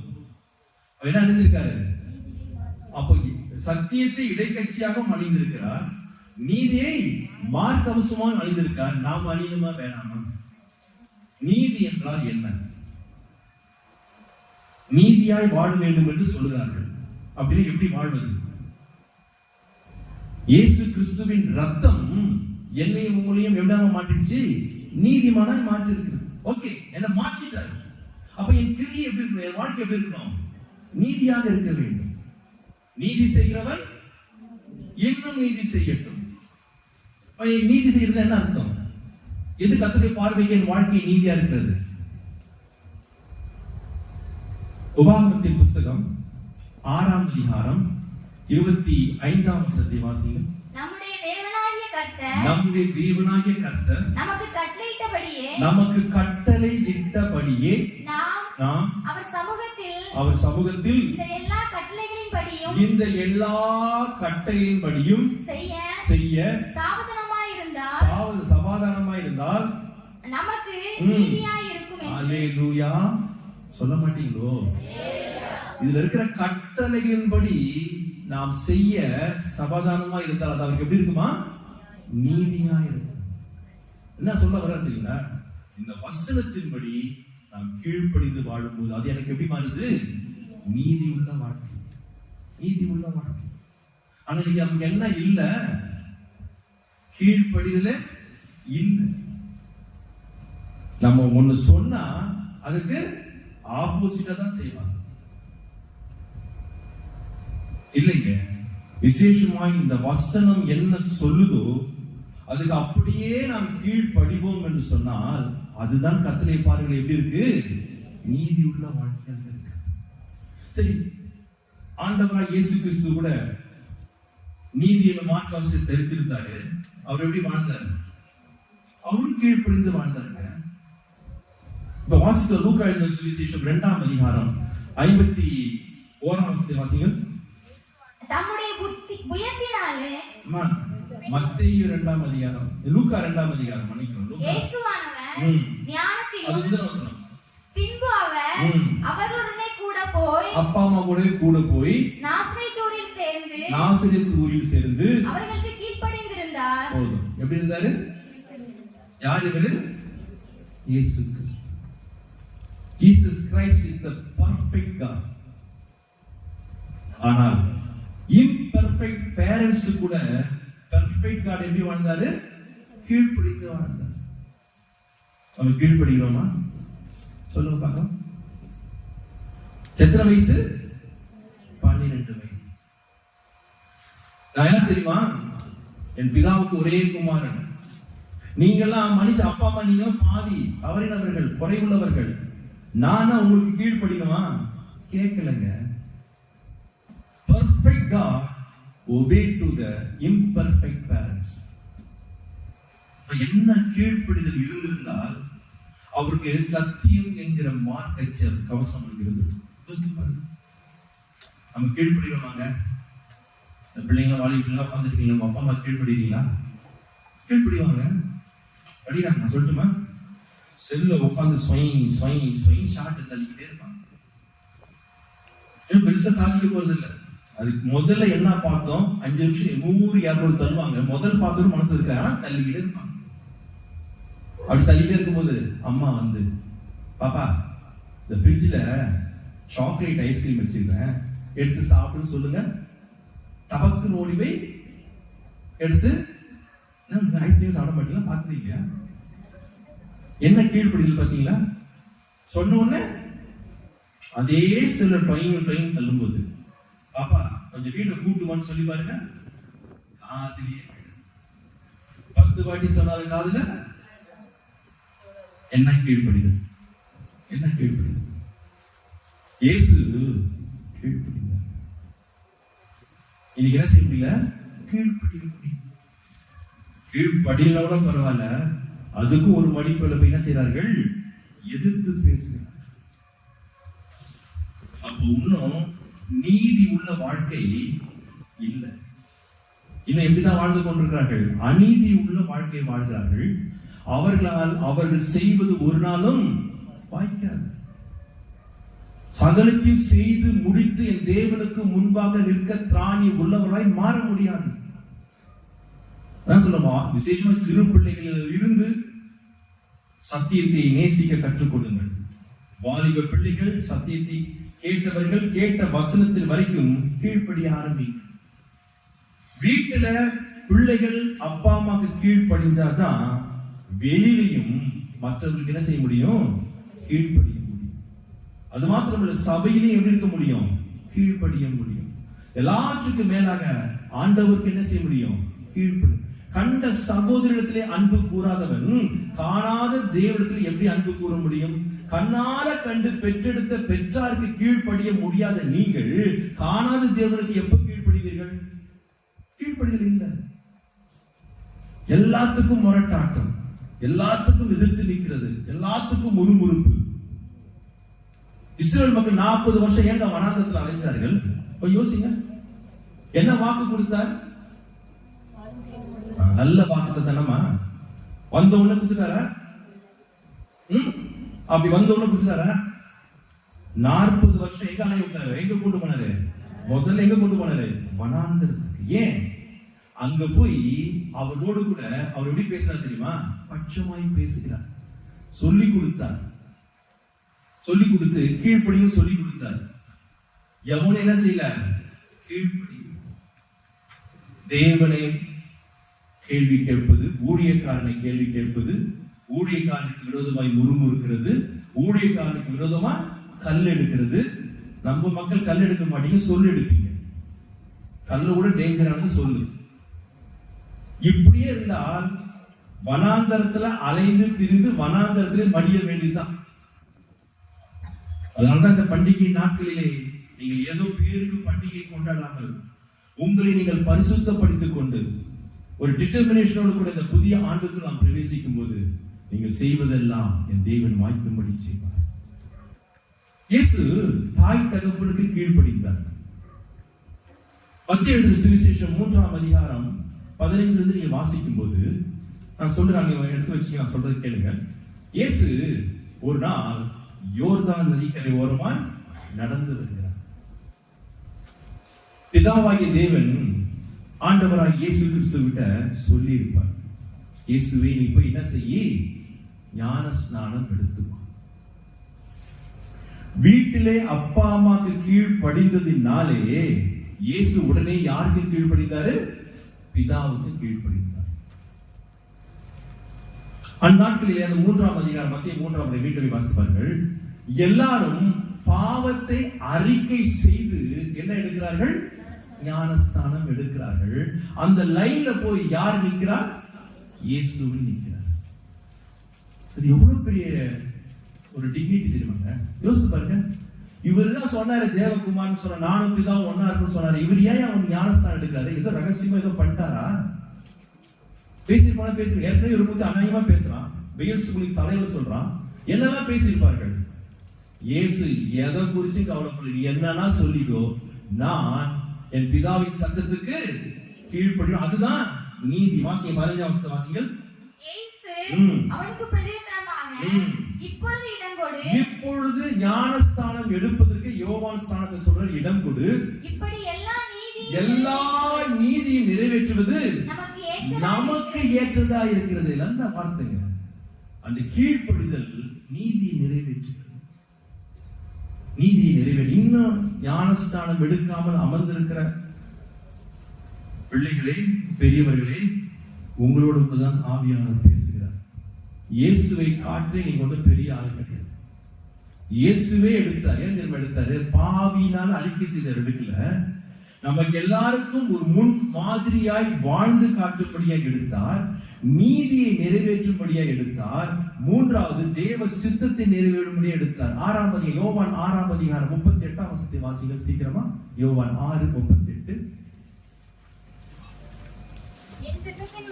இயேசு சொல்கிறார், என் சித்தத்தின்படி அல்ல, என்னுடைய அனுப்பினுடைய சித்தத்தின்படி செய்யவே இறங்கி வந்தேன்.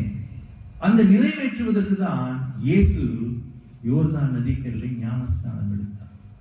ஆனா எத்தனை முறை ஆவியானவர் சபையில பேசினாலும் நாங்க எடுக்க மாட்டோம் என்று கடின இருதயத்தோடு இருக்கக்கூடியவர் இன்றைக்கும் கிறிஸ்துவ உலகத்திலே ஏராளம் தாராளம்.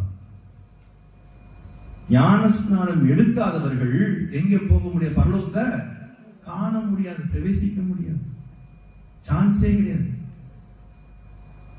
ஆனா இயேசு அப்படியே கீழ்ப்படிந்து நீதியை என்ன செய்தாரு? நிறைவேற்றினார். ஐயா, நாம் இந்த சின்ன நீதியை நிறைவேற்ற விடாமல் காலத்தாமல் தள்ளி போட்டுக் கொண்டிருப்போம் என்று சொன்னால், வேதத்திலே ஆண்டவர் சொன்ன இன்னும் எத்தனையோ சத்தியங்கள் உண்டு. அதுக்கு நாம் எப்ப கீழ்ப்படிஞ்சு நீதி நிறைவேற்ற போகிறோம்? எனக்கெல்லாம் சொன்னார்கள், சொன்ன உடனே நான் கீழ்ப்படிஞ்சு எடுத்தேன், உடனே எடுத்தேன். நீங்கள் உங்களை ஒப்புக் கொடுங்கள், உங்கள் வாழ்க்கையை கர்த்தர் பெரிய காரியத்தை செய்வார். அந்த கீழ்ப்படிதல் தான் நீதியை மார்க்கவசமாய் தரித்திருக்கிற வாழ்க்கை. 15ஆம் வசனத்தை வாசிங்கம்மா. சமாதானத்தின் சுவிசேஷத்திற்குரிய ஆயுதம் என்னும் ஆயுதம் என்னும் பாதரட்சையை கால்களிலே தொடுத்தவர்களாயும். மூன்றாவது சர்வாயுதம் எது? கால்களிலே பாதரட்சை. என்ன அர்த்தம் சொல்லுகிறான் அவன்? சமாதானத்தை சுவிசேஷமாய் அறிவிக்கிறேன். இது ஏதோ ஊழியக்காரர்கள் மேல விழுந்த கடமை நினைக்காதீங்க. அமர்ந்திருக்கிற எல்லார் மேலும் விழுந்த கடமை. இப்ப நான் தான் ஊழியக்காரன் நினைக்கிறீங்களா? பாஸ்டர் தான் ஊழியக்காரன் நினைக்கிறீங்களா? நீங்க எல்லாருமே ஊழியக்காரர் தான். தெரியுமா? தெரியுமா தெரியாதா? வசனம் அப்படிதான் சொல்லுது. லேவி ராகவத்தின் புஸ்தகம் 25ஆம் அதிகாரம் கடைசி வசனத்தை வாசிங்கள். இஸ்ரவேல் புத்திரர் என் ஊழியக்காரர் அவர்கள் நான் எகிப்து தேசத்திலிருந்து புறப்பட பண்ணின என் ஊழியக்காரர்கள். யாரு யாரு? அப்ப இஸ்ரவேல்லாம் ஒண்ணு அங்க இஸ்ரவேல் போயிடாதீங்க. இஸ்ரவேலை ஆசீர்வதிப்பதே கர்த்தருக்கு பிரியம் சொன்ன உடனே அது யாருக்கு எடுத்துக்கிறீங்க? நமக்கு இல்ல, எனக்கு எடுத்துக்கிறேன், உடனே எடுத்துக்கிறோம். ஆனா இஸ்ரவேல் என்னுடைய ஊழியக்காரர் சொன்னா எடுக்க மாட்டோம். எகிப்தில இருந்து அடிமைத்தனத்திலிருந்து புறப்பட்டு வந்த எல்லாருமே யார் தெரியுமா? ஊழியக்காரர்கள். நாம் எல்லாருமே என்ன செய்யணும்? ஆண்டவருக்கு ஊழியம் செய்யணும். பவுல் சொல்றான் பாத்தீங்களா, சுவிசேஷத்தை அறிவிக்காமல் போனால் எனக்கு ஐயோ. ஐயோ என்ன அர்த்தம் தெரியுமா? அதமானே, வேற பரிதாபம், நேரம், அது ஆபத்து. ஆனா இயேசு நம்ம விளக்கம் கொடுத்தாரு. மத்திய எழுதின சுவிசேஷம் 26ஆம் அதிகாரம் 24ஆம் வசனத்தை வாசிங்க. மனுஷகுமாரன் தம்மை குறித்து எழுதியிருக்கிறபடியே போகிறார். ஆகிலும் எந்த மனுஷனால் மனுஷகுமாரன் காட்டி கொடுக்கப்படுகிறானோ அந்த மனுஷனுக்கு ஐயோ. சொல்ற ஐயோனா என்ன அர்த்தம் சொல்றாரு பாருங்க. அந்த மனுஷன் பிறவாதிருந்தால் நல்லாதான் படிக்கணும். ஏன் முடிங்க படிக்கிறீங்க? அவனுக்கு நலமாய் இருக்கும் என்று. என்ன அர்த்தம்? ஐயோனா என்ன அர்த்தம்? நம்ம பிறக்காம இருக்கிறதே நல்லது.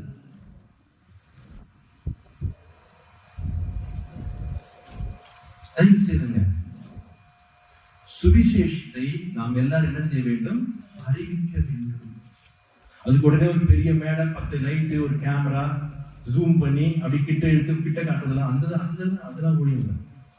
ஊழியம் சொல்ல பிரசங்கம் பண்றதுதான் ஊழியம் இல்ல, பாடுறதுதான் ஊழியம் இல்ல, இசைவாசி தான் ஊழியம் இல்ல. இந்த பாயை போடுவதும் ஊழியம், சேரை போடுவதும் ஊழியம். நேற்று கூட பார்த்தேன், கூட்டம் முடிஞ்சு எல்லாம் ஜூசியை உதறிட்டு ஒரு நேரம் எச்சு போயிட்டீங்க. இது யார் படிச்சாங்க? அதுக்கு நான் ஒரு ஆள் வச்சுக்கிறேங்க, சம்பளம் கொடுத்து அவர் பார்த்துப்பாரு. சபையில நம்ம செய்யற சின்ன சாமியோட ஊழியத்தின் ஆரம்பம் என்ன தெரியுமா? ஜன்னலை பூட்டுவதும் திறப்பதும், அந்த விளக்கு தன்னில் விளக்குல எண்ணெய் ஊற்றி வைப்பதும், பாய், இதுதான் ஒரு ஊழியத்தின் ஆரம்பம். அவனைதான் நியாயாதிபதியாகவும் தீர்க்கதரிசியாகவும் ஆசாரியனாகவும் தேவன் எடுத்து பயன்படுத்தினார். நம்மளால் இயன்றதை ஆண்டவருக்கு நாம் செய்வோம் என்று சொன்னால் மீதியை என் தேவன் பார்த்துக் கொள்வார். என் பங்குக்கு நான் என்ன செய்யணுமோ அது செஞ்சா போதும். திராட்சரசம் குறையப்பட்டது, வேலைக்காரர்கள் தண்ணி எடுத்து ஊத்து, அவங்க மேல அவ்வளவுதான், அதான் அவனால முடியும். அதை செஞ்சா அதை ருசி உள்ள திராட்சரசமாய் மாற்றுவது என் தேவன் மேல. நானும் நீங்களும் என்ன செய்யணுமோ செய்ய வேண்டியது அவரை செய்வோம் என்று, நம்மால் இயன்றதை செய்வோம் என்று சொன்னால் உன்னை கொஞ்சம் கொஞ்சமாய் தேவன் ஆசீர்வதித்து ஊழிய பாதையில கர்த்தர் எடுத்து பயன்படுத்துவார். நமக்கு ஒண்ணு இல்லைங்க, தேவன் நம்முடைய வாழ்க்கையில எண்ணில் அடங்காத நன்மைகளை செய்திருக்கிறார். நான் கேட்காம நீங்க ஆமைன்னு சொல்லிருக்கோம். செஞ்சிருக்கிறா செய்யலையா? சாட்சி யாருக்கா சொல்றோமாங்க? யாருக்கா சாட்சி சொல்றோமா? நான் இப்படி இருந்தேன், என் வாழ்க்கையில ஆண்டவர் இப்படி செஞ்சார், இப்ப நான் இப்படி இருக்கிறேன் சொல்றோமா? அது அந்த சாட்சி ஒரு சின்ன காரியம் சொல்றதே அவருடைய வாழ்க்கையில பெரிய மாற்றத்தை உண்டு பண்ணும். எவ்வளவு நன்மை பெற்றிருக்கிறோம். சபையில நம்ம சாட்சி சொல்லுவோமா? சொல்ல மாட்டோம். கேட்டா முன்னால போறது எனக்கு எப்படி இருக்கு? வெட்கமா இருக்கு. ஆண்டவர் உங்களுக்கும் எனக்கும் நன்மை செய்வதற்கும் சிலுவையிலே எழுத்தின்படியே நிர்வாணமாய் தொங்குவதற்கும் வெட்கப்பட்டாராங்க. இத்தனை அடி வாங்கி எத்தனை பேர் காரி துப்பி மூஞ்சில அடிச்சு வெட்கப்பட்டாரா? நானும் நீங்களும் நன்றா இருப்பதற்காக அவர் எல்லாத்தையும் சகித்தார். ஆனா நமக்கு நன்மை எப்பொழுது செய்து கொண்டிருக்கிறார். ஆனா நம்மளால என்ன சொல்ல முடியல? ஒரு சாட்சி சொல்ல முடியல. கவனிங்க, சாட்சி சொல்லும் போது 4 காரியம் நடக்குது. 1, என் தேவ நாமம் மகிமைப்படுகிறது. 2, நீங்க சொல்லும் போது உங்களைப் போலவே சூழ்நிலை இருக்கிறவர்களுக்கு விசுவாசம் வர்த்திக்க செய்து அவர்களும் தேவனை விசுவாசிப்பார்கள். அவர்களும் தேவன் என்ன செய்வார் தெரியுமா? அந்த அற்புதத்தை செய்வார். மூன்றாவதாக, உங்களுக்கு செய்த நன்மைகளை நீங்கள் சாட்சியா சொல்ல சொல்ல ஒன்றன் பின் ஒன்றாய் உங்களுக்கு தேவன் அநேக நன்மைகளை, சுகத்தை, அற்புதத்தை, அடையாளத்தை அவர் செய்து கொண்டோம். ஏன்? என் மகன் என்னை மகிமைப்படுத்துகிறான், அவனுக்கு நான் இன்னும் நன்மை செய்யட்டும், நான் இன்னும் அவனுக்கு அற்புதத்தை செய்யணும் சொல்லி உங்களுக்கு தொடர்ந்து செய்வார். நான்காவதா, நீங்க சொல்ல சொல்ல சாத்தான் வெட்கப்பட்டு தலை குனிந்து போவான். நீங்க சொல்லாம அமைதியா உட்கார்ந்தீங்கன்னா ஆண்டவர் வெட்கப்படுவார். இதெல்லாம் சின்ன சின்ன காரியங்கள், இதெல்லாம் சின்ன சின்ன காரியங்கள். வேறு சம்பவத்தை சொல்லுகிறேன். பேதுரு நிழல் பட்டால் சுகமாக வேண்டும் என்று சொல்லி வியாதியஸ்தர்களை கொண்டு வந்து எல்லாம் எங்க வச்சாங்க? ரோட்ல வச்சாங்க. எல்லாம் சுகம் அடைகிறார்கள். இதை பார்த்த உடனே வேதபாரகர்கள் பரிசேயருக்கு பொறாம வந்துருச்சு. என்ன செய்தார்கள்? வாசிங்கள் அப்போஸ்தலர்கள் புத்தகம் 5ஆம் அதிகாரம் 17 இருந்து வாசிங்க. 17. அப்பொழுது பிரதான ஆசாரியனும் அவனுடனே கூட இருந்த சதுசேய சமயத்தார் அனைவரும் எழும்பி பொறாமையினால் அப்போஸ்தலர்களை பிடித்து பொதுவான சிறைச்சாலையிலே வைத்தார்கள். மறுபடியும் வாசிமா, 18 வாசிமா. அப்போஸ்தலர்களை பிடித்து அப்போஸ்தலர் பேதுருவை பிடித்து பொதுவான சிறைச்சாலையிலே வைத்தார்கள். பொதுவான சிறைச்சாலையிலே வைத்தார்கள். கர்த்தருடைய தூதன் ராத்திரியிலே சிறைச்சாலையின் கதவுகளை திறந்து அவர்களை வெளியே கொண்டு வந்து நீங்கள் போய் தேவ ஆலயத்திலே நின்று இந்த ஜீவ வார்த்தைகள் எல்லாவற்றையும் ஜனங்களுக்கு சொல்லுங்கள் என்றான். பாருங்க, இவன் இயேசுவின் நாமத்திலே அற்புதம் அடையாளம் நடந்த போது இவனை கொண்டு போய் எங்க போட்டார்கள்? சிறைச்சாலையில போட்டார்கள். ராத்திரியில தேவதூதன் வந்து அவங்க விடுதலை ஆக்கிட்டு, அப்பா நம்மளுக்கு ஏண்டா வந்து நேத்தான் சொன்னோம், என் கொண்டு போய் எங்க போட்டாங்க? சிறைச்சாலையில போட்டாங்கன்னு சொல்லிட்டு பயந்து போல வெளியே வந்த உடனே என்ன ஜெபாலயத்தில் நின்று ஜீவ வார்த்தைகளை குறித்து பேசுகிறார். பைபிள்ல 40ஆம் வசனம், அதே அதிகாரம் 40ஆம் வசனத்தை வாசிங்கள். அப்பொழுது அவர்கள் அவருடைய யோசனைக்கு உடன்பட்டு அப்போஸ்தலரை வரவழைத்து பேதுருவை சிறைச்சாலைக்கு வரவழைத்து அடித்து இயேசுவின் நாமத்தை குறித்து பேசக்கூடாது என்று கட்டளையிட்டு விடுதலையாக்கினார்கள். அடிச்சுனா சொல்றான், இனி எங்கேயும் என்ன செய்யக்கூடாது? இயேசுவின் நாமத்தை குறித்து பேசக்கூடாது என்று அடித்து அனுப்புகிறார்கள். அடுத்த வசனம் வாசிமா. அவருடைய நாமத்துக்காக எல்லாம் கவனிங்கள். இதான் ஊழியக்காரருடைய குணாதிசயம். இயேசுவின் நாமத்துக்காக தாங்கள் அவமானம் அடைவதற்கு பாத்திரராக எண்ணப்பட்டபடினால் சிறைச்சாலையில அடி வாங்கிட்டு இப்ப எப்படி வெளியே வரார்கள்? சந்தோஷமாய் ஆலோசனை சங்கத்தை விட்டு புறப்பட்டு போய் தினந்தோறும் இங்க வசனம் தினந்தோறும் தேவாலயத்திலேயும் வீடுகளிலேயும் இடைவிடாமல் உபதேசம் பண்ணி இயேசு கிறிஸ்துவென்று பிரசங்கித்தார்கள். அடிச்சு சொல்றான், இனி என்ன செய்யக்கூடாது? இயேசுவின் நாமத்தை குறித்து பேசக்கூடாது. பேதுரு என்ன செய்ய தெரியுமா?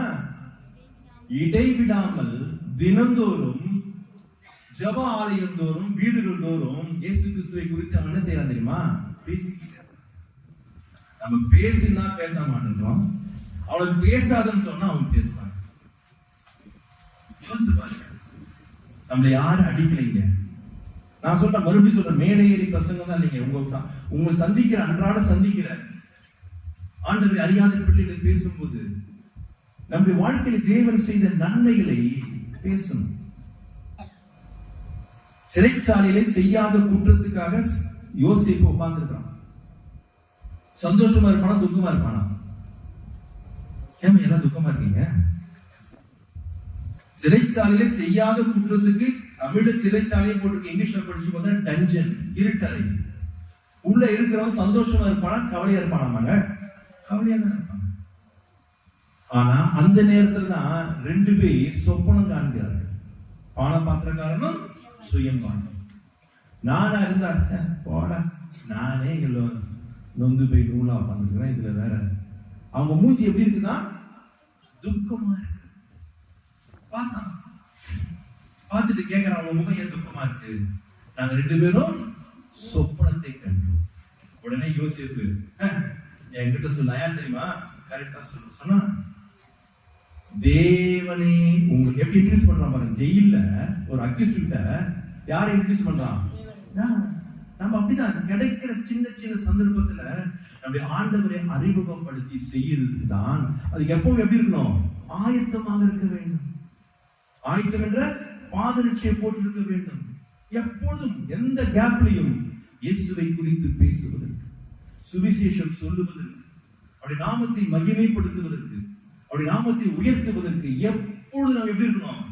ஆயத்தமாக இருக்க வேண்டும். அந்த பாதரட்சியை என்ன செய்திருக்க வேண்டும்? போட்டிருக்க வேண்டும். ஏசாயா சொல்கிறான், ஐயோ சுவிசேஷனுடைய பாதங்கள் மலையின் மேல் எவ்வளவு அழகா இருக்கு. என்ன அவன நெயில் பாலிஷ் போட்டு நகத்துல தங்கத்துல கொலுசு போட்டா சுத்துறான், அது அழகு. சுவிசேஷம் அறிவிப்பது அழகு. ஆயத்தமாக இருக்க வேண்டும். அது 3வது நாம் போட்டுக்கொள்ள வேண்டிய சர்வாயுதம். 4 வாசிங்க. பொல்லாதான் எய்யும் அக்னி ஆஸ்திரங்களை எல்லாம் அவித்து போடத்தக்கதாய் எல்லாவற்றிற்கும் மேலான விசுவாசம் என்னும் கேடகத்தை பிடித்துக் கொண்டவர்களாய் நில்லுங்கள். என்ன அடுத்தது? விசுவாசம் என்ற அது என்ன வார்த்தை தெரியுமா? எல்லாவற்றுக்கும் மேலாக. கேடகம் யார் கையில இருக்கணும்? நம்ம சட்டத்தை கொண்டு இருக்கணும். விசுவாசம் என்ற கேடகம், அந்த விசுவாசம் யார்கிட்ட இருக்கணும்? நம்ம கிட்ட. நீ ஏமாத்த என்கிட்ட உங்களை சொல்லுமா? நான் எனக்கு சொல்லிக்க வேணாம், கூட்டணியே வேணாம் எனக்கு.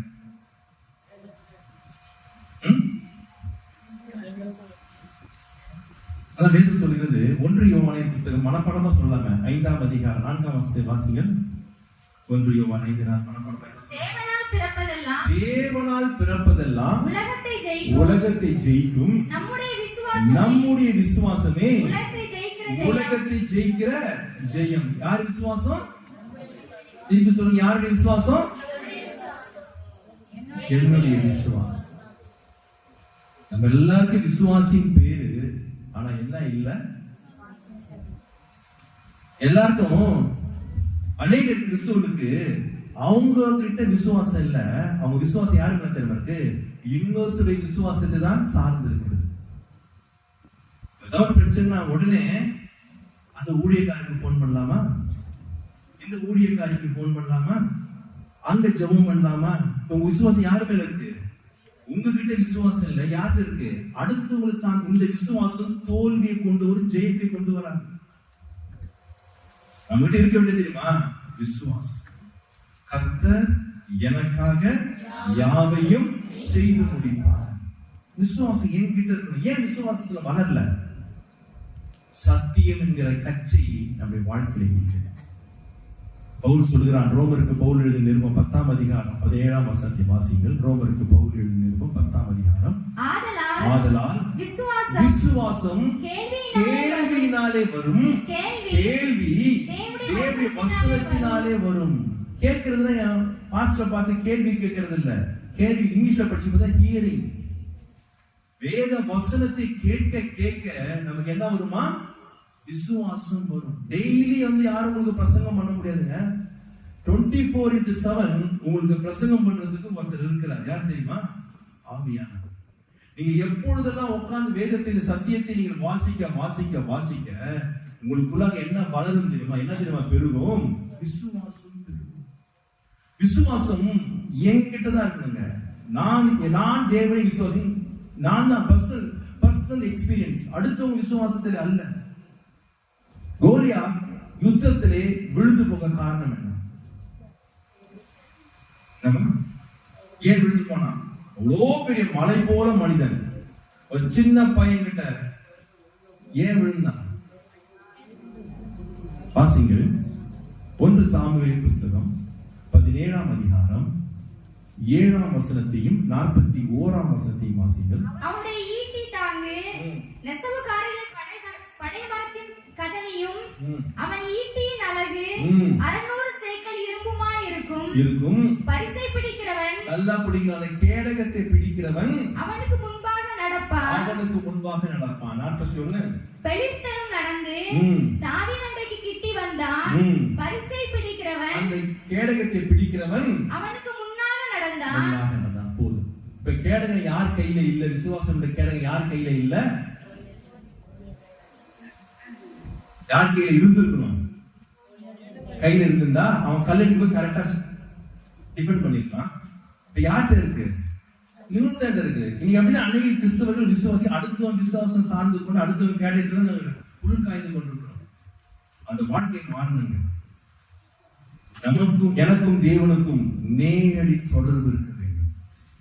நம்முடைய ஆண்டவர் ஆர்டிஓ ஆபீஸோ ஒரு மினிஸ்டரோ தாசில்தாரோ அல்ல புரோக்கர் மூலமா அப்ரோச் பண்றதுக்கு நமக்கு எந்த புரோக்கரும் வேணாம். நம்ம நேரடியாய் 24/7 நாம் தேவனை தொடர்பு கொள்ள முடியும். அந்த விசுவாசம் இருந்ததுன்னா நீ உலகத்தை ஜெயிக்க முடியும், பாவத்தை ஜெயிக்க முடியும், சத்துருவின் சகல தந்திரத்தை ஜெயிக்க முடியும், இந்த உலகத்தை ஜெயிக்க முடியும். ஆண்டவருக்காக திராணி உள்ளவனாய் நிற்பதற்கு கர்த்தர் நமக்கு உதவி செய்யுங்க. விசுவாசத்தை அந்த வசனத்தை பிடித்துக் கொள்ளுங்கள். ஆண்டவர் ஒரு காரியத்தை சொன்னா சொன்னபடியே செய்வார். பொய் உரைப்பதற்கு அவர் ஒரு மனிதன் அல்லங்க, பொய் உரையாத தேவன். விசுவாசத்திலே எந்த அளவுக்கு நாம் உறுதியா இருக்கிறோம், அந்த கேடகத்தை கையில பிடிச்சி எவ்வளவு உறுதியா இருக்கிறோமோ நாளுக்கு நாள் கிறிஸ்துவ வாழ்க்கையிலே வளர்ந்து கொண்டே போக கர்த்தர் நமக்கு உதவி செய்வார்.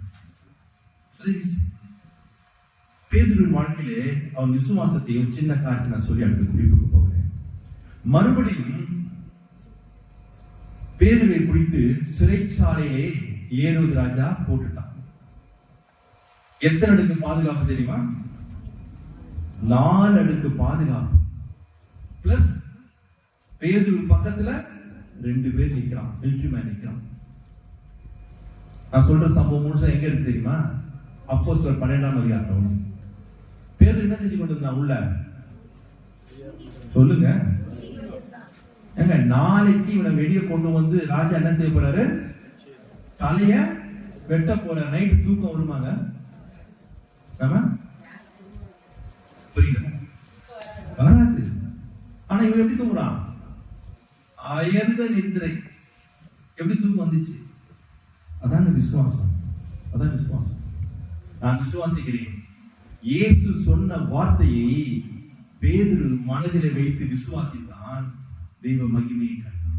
யோவான் எழுதின சுவிசேஷம் 21ஆம் அதிகாரம் 8ஆம் வசனத்துல இயேசு பேதுருவை பார்த்து சொல்லுகிறார். வாசிங்கம்மா. மற்ற சீஷர்கள் கரைக்கு ஏறக்குறைய 200 முழ தூரத்தில் இருந்தபடியினால் என்னம்மா வாசிக்கிறீங்க?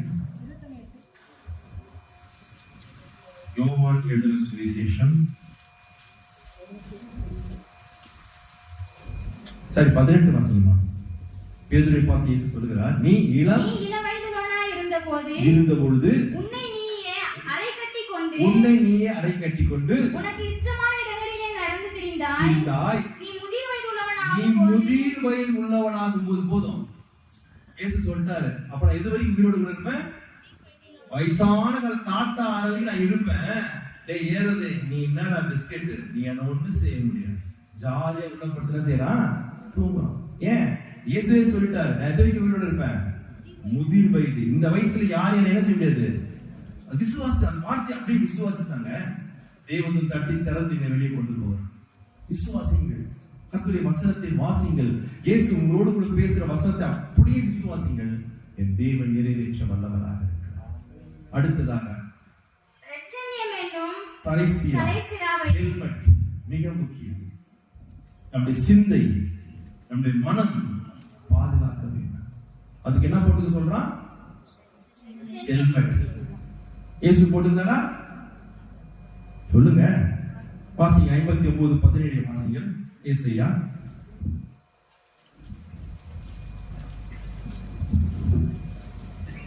அவர் நீதியை மார்க்கவசமாக அணிந்து ரட்சிப்பென்னும் சிராவை தமது சிரசில் தரித்து. அவருடைய சிந்தை என்ன செய்யப்பட்டது? காக்கப்பட்டது. அதான் பேதுரு நிருபக்காரன் சொல்லுகிறான் 1 பேதுரு 4ஆம் அதிகாரம் 1 வசனத்துல, கிறிஸ்து இயேசுவில் இருக்கிற சிந்தையை நீங்கள் ஆயுதமாய் தரித்துக் கொள்ளுங்கள். அதான் ஆர்மர், அதுதான் நமக்கு சர்வாயுதம். சிந்தை மிக முக்கியங்க, மிக முக்கியம். நான் எப்பவுமே சொல்லுவேன், 100 வயசு ஆன தாத்தா நடக்கவே முடியாது, எந்திரிக்கவே முடியாது. அவர் படுத்துட்டு தான் இருக்காரு. படுத்து இருக்கும்போது டிவில ஒரு சினிமாவையோ ஒரு பாட்டையோ பார்த்தாருன்னா அவர் சிந்தையிலேயே அந்த நடிகையோட சிங்கப்பூருக்கு போயிடலாம். சிந்தையில அந்த நடிகர் கல்யாணம் பண்ணி குழந்தையும் பெற்றுக்கலாம். சிந்தையில எல்லாம் முடிச்சிடலாம். சிந்தையில எல்லாம் முடியும். அதாவது சிந்தை என்ன செய்து கொள்ள தெரியுமா? பாதுகாத்துக் கொள்ள வேண்டும். சிந்தையை பாதுகாக்க வேண்டும். யாரும் எழுத்தின்படியா லிட்டரலா செய்ய முடியாத சூழ்நிலை இருக்கிறவங்க எல்லாமே எதுல செஞ்சிருவாங்க தெரியுமா? சிந்தையிலே எல்லாம் முடிஞ்சிடும். அதான் சிந்தையை, கிறிஸ்து இயேசுவுக்கு சிந்தையை நாம் என்ன செய்து கொள்ள வேண்டுமா? ஆயுதமாய் தரித்துக் கொண்டு நம்முடைய சிந்தையை காத்துக் கொள்ள வேண்டும். இந்த சிந்தையில தான் பாவம் உருவாகிறது. அங்கதான் இச்சை கற்பம் தரிக்கிறது. அது பாவமா மாறி மரணத்துக்கு நம்மை கொண்டு போகிறது. மிக கேபிட்டல், இங்கதான் கேபிட்டல். இது பத்திரமாய் பார்த்துக் கொள்ள வேண்டும். அதற்கு என்ன போட வேண்டுமா? தலை சீராவை போட வேண்டும். எத்தனை பேருக்கு சிந்தை கரெக்ட் ஆகாமல் இருக்க என்ன செய்யணும்? வேதத்தில் அநேக உண்டு. ஒரு சுருக்கமான சிம்பிளான காரியத்தை நாம் செய்வது இல்லை. நம்முடைய சிந்தை கரெக்ட் ஆகிறது. பவுல் சொல்லுகிறார், ரோமருக்கு பவுல் எழுதியிருக்கும் 1 அதிகாரம் 21ஆம் வசனத்தை வாசிங்கள். அவர்கள் தேவனை அறிந்தோம். எவர்கள்?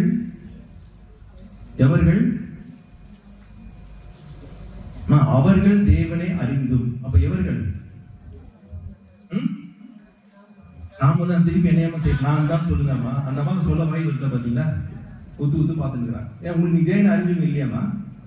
அறிஞ்சுங்க அறியா? அப்ப சொல்லு, நான் தான் சொல்லுங்களேன். தேவனை அறிந்தும் அவரை தேவன் என்று மகிமைப்படுத்தாமலும் ஸ்தோத்தரியாமலும் இருந்து தங்கள் சிந்தனையினாலே வீணரானார்கள்.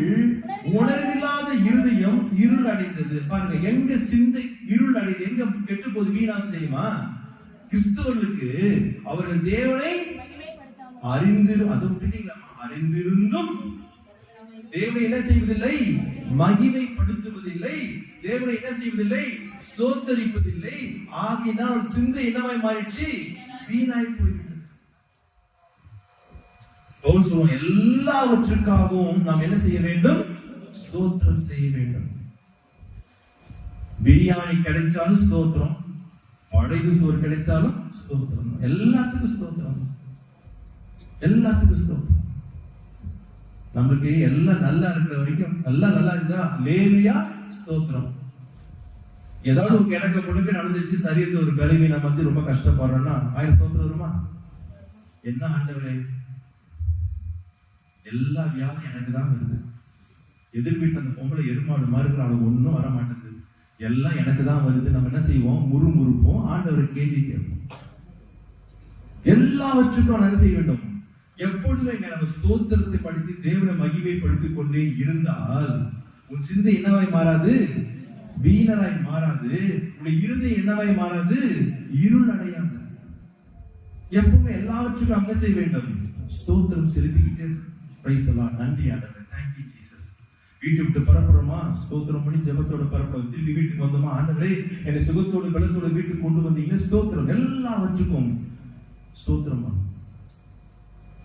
ஒரு வாழையில போட்டு உங்களுக்கு நல்ல சுட சுட மட்டன் பிரியாணி வச்சு, பக்கத்துல சிக்கன் 65 வச்சு, ஐஸ்கிரீம்லாம் வச்சா என்ன செய்வோம்? கப்பு எடுத்து அடிச்சுவோம். ஜெபம் வருமா? வரவே வராது. அதுவும் ஒருத்தன் கல்யாணத்துல கண்ணை திறந்து ஜெபம் பண்றான்.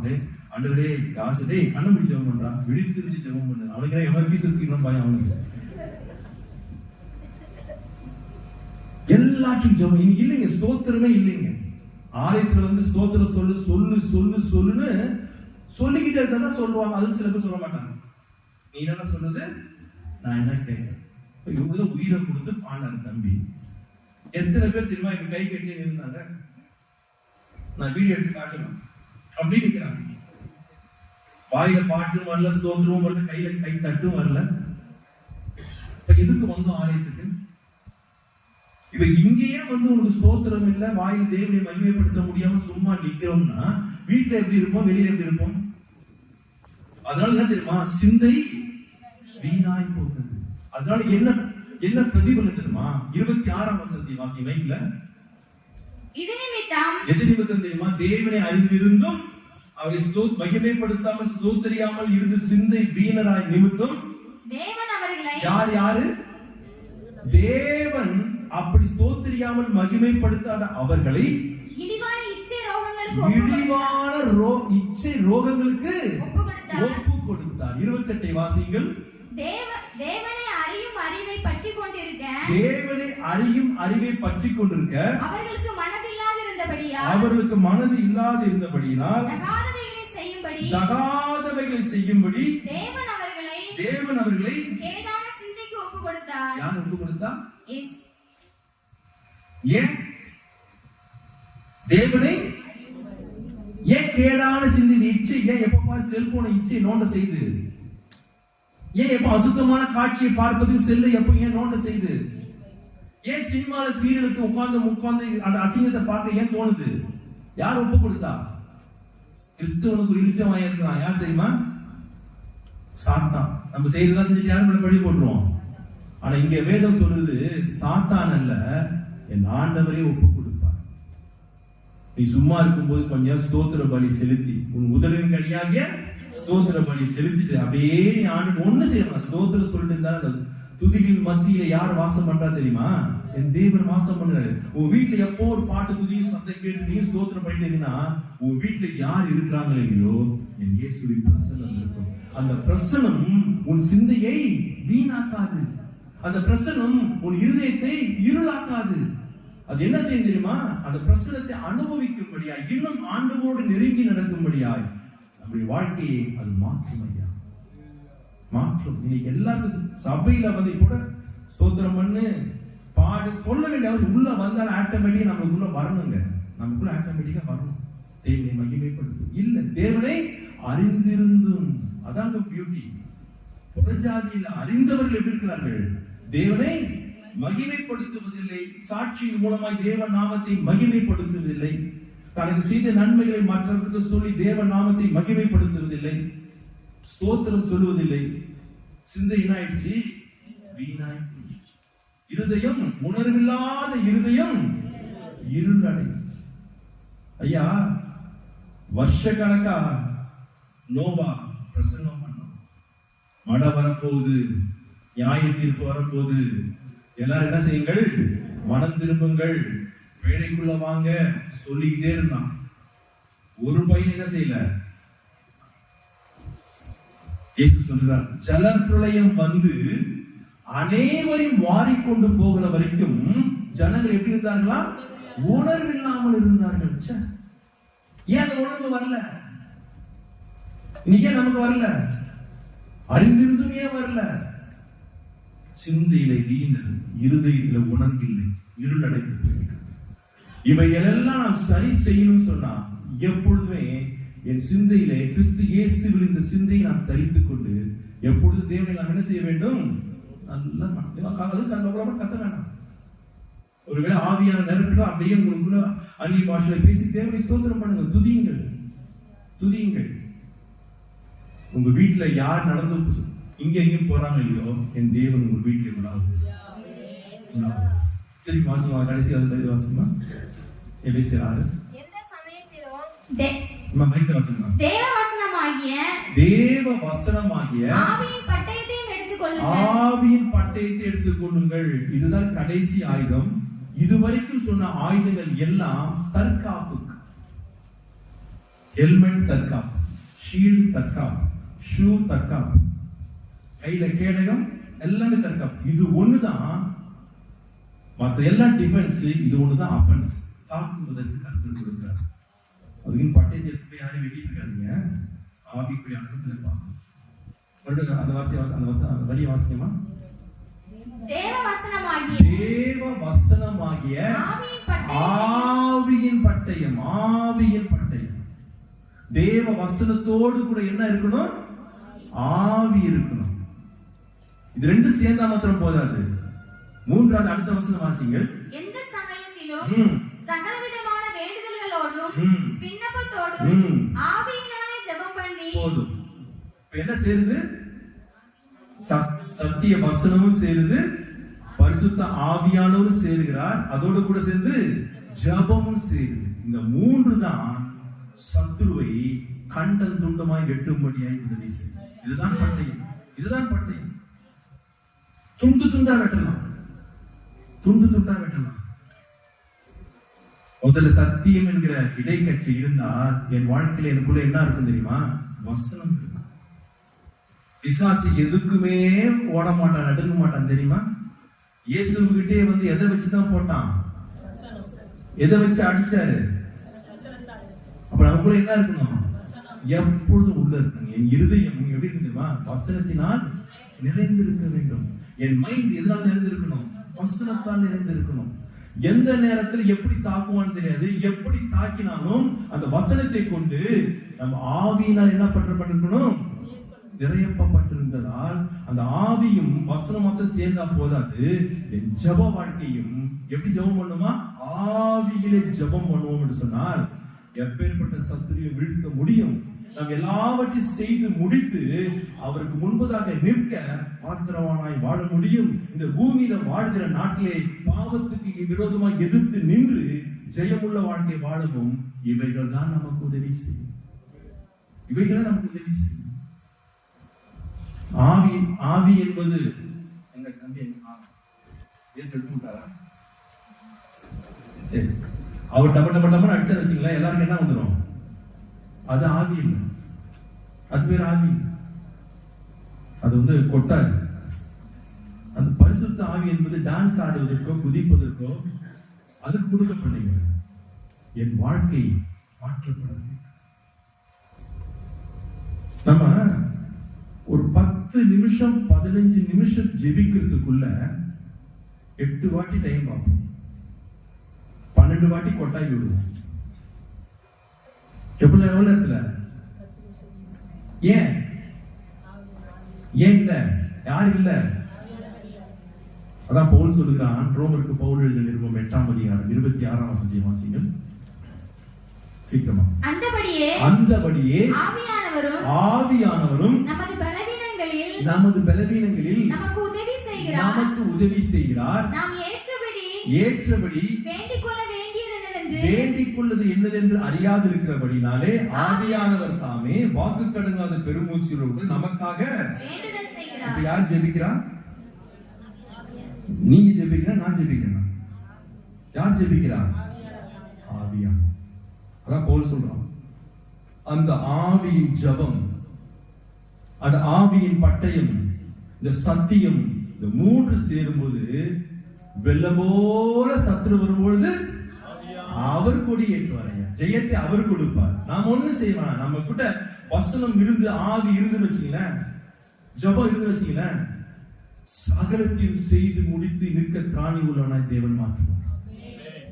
எப்பேற்பட்ட சாத்தானின் தந்திரத்தோடு கூட உங்களை பாவத்தில் விட வைக்கிறோம் என்று சொல்லி அவன் என்னதான் பிரயாசப்பட்டாலும் நீங்கள் எதிர்த்து நின்று ஜெயிக்கும்படியான பலத்தை ஆவியானவர் கொடுப்பார். இந்த ஆயுதங்களை நாம் தரித்துக் கொள்வோம் என்று சொன்னால் நாம் பாவியின் வழியிலே நிற்காமல் இயேசுவின் வழியிலே அவருக்காக அவரோடு கூட நிற்கிற பிள்ளைகளாய் மாற கர்த்தர் நமக்கு உதவி செய்வார். கண்களை மூடுவோம், கண்களை மூடுவோம். கொஞ்ச நேரம் நாம் ஜெபிக்க போகிறோம். ஜெபம் சொன்னா என்ன செய்யணும்? கொட்டாய் விடணும். எல்லாரும் கண்களை மூடும். வாலிப பிள்ளைங்க நீங்க எல்லாம் தயவு செய்து தலையை மூடுங்க, கண்களை மூடுங்கள். தேவ சமூகத்தில் அமர்ந்திருக்கிறோம் என்ற ஒரு உணர்வோடு கூட நம்ம எல்லாரும் கொஞ்ச நேரம் நம்மை மறுபடியும் வசனத்துக்கு முன்பதாக நம்மை நிறுத்தி என் வாழ்க்கை எப்படி இருக்கு? பாவிகளோடு கூட நின்று கொண்டிருக்கிறேனா? இல்ல ஏலியின் பிள்ளைகளை போல தேவ மகிமை இஸ்ரவேலை விட்டு போகத்தக்கதாக பிடிவாதத்திலே, பொல்லாத விஷயத்திலே பிடிவாதத்திலே நான் உறுதியாய் நிற்கிறேனா? இல்ல யூதாஸ் காரியத்தை போல இயேசுவோடு கூட நிற்க வேண்டிய நான் இயேசுவை கொலை செய்கிற கொலைபாதகளோடு கூட நின்று கொண்டிருக்கிறேனா? பண ஆசை நிமித்தமாக, இல்ல ஆதாய பொருள் ஆசை நிமித்தமாக தேசத்துக்கே தோல்வி கொண்டு வரக்கூடிய பாவியான மனுஷனோட இருந்து கொண்டிருக்கிறேன். நானே அப்படி இருக்கிறேனா? அப்படி நின்னால், அப்படி இருந்தால் நாம் செய்வது ஒரு நாளும் வாய்க்காது, ஒரு நாளும் வாய்க்காது. அதை விட்டு நாம் விலகுவோம் என்று சொன்னார். ஆண்டவருக்காக, ஆண்டவரோடு கூட பாவத்தை எதிர்த்து நிற்கிற வாழ்க்கை வாழ்ந்தால் யாரா இருந்தாலும் அவன் செய்வதை எல்லாம் கர்த்தர் வாய்க்கும்படியாய் செய்வார். சத்தியம் என்கிற இடைக்கட்சி, சத்தியம் என்கிற வசனத்தோடு கூட ஒரு க்ளோஸ் ஃபெலோஷிப், இன்டிமசி இருக்கா? சத்தியத்தை வாசிப்பதும் சத்தியத்தை நேசிப்பதும் வாழ்க்கையில் இருக்கா? இல்லை என்று சொன்னால் இன்றைக்கு அந்த இடைக்கட்சியை கட்டிக்கொள்வோம். இடைக்கட்சி கட்டி நீதி என்ற மார்க்கவசம் ஒரு இருதயத்திலே ஆண்டவருடைய வார்த்தைக்கு கீழ்ப்படிந்து நடக்கணும் என்கிற அந்த இருதயம் உனக்கு இருக்கா? இயேசுக்கு இருக்கு. சத்திய கட்சியை கட்டியிருந்தார், அவர் அப்படியே கீழ்ப்படிந்தார், ஞானஸ்நானம் அப்பவே எடுத்தார். நாம் இன்னும் கீழ்ப்படியாமல் தள்ளி கொண்டிருக்கிறோமே. வாழ்க்கையின் முடிவு எங்கே போக போகிறது? எங்கே போக போகிறது? ஆண்டவருடைய செய்த நன்மைகளை உடனுக்குடன் சொல்லி மகிமைப்படுத்தக்கூடிய ஆயத்தம் என்கிற சுவிசேஷ பாதரட்சை போட்டிருக்கிறோமா? யாருக்கா இது வரைக்கும் இயேசுவை குறித்து சொல்லி, இயேசுவின் அன்பை குறித்து சொல்லி, இயேசுவின் அண்டையில கொண்டு வந்திருக்கோமா? நான் ஆதி கிறிஸ்துவன், ஜாதி கிறிஸ்துவன், எங்க தாத்தா காலத்துல நான் கிறிஸ்துவன் இருக்கட்டும், சோவாட். நீ என்ன பண்ணி கொண்டிருக்கிற? இனி யாரை ஆண்டவர்கள் நடத்தி கொண்டிருக்கிறார்? யாரை ஆண்டவர்கிட்ட கொண்டு வந்திருக்கிறாய்? தயவு செய்து கொஞ்சம் யோசித்து பார்க்க வேண்டும். யோசித்து பாருங்க. விசுவாசம் கேடகம் கையில் இருக்கா? யாரை நம்பி உங்க ஜெப வாழ்க்கை, கிறிஸ்துவ வாழ்க்கை ஓடிக்கொண்டிருக்கிறது? எந்த ஊழியக்காரை நம்பி ஜெப வாழ்க்கை ஓடிக்கொண்டிருக்கிறது? எந்த ஊழியக்காரி விசுவாசத்தில் உன் வாழ்க்கையை ஓடிக்கொண்டிருக்கிறது? சபையை தயவு செய்து நீங்கள் இயேசுவை விசுவாசித்து நீங்கள் தேவனோடு கூட ஒரு ஐக்கியத்தை, உறவை வளர்த்துக் கொள்ளுங்கள், வளர்த்துக் கொள்ளுங்கள்.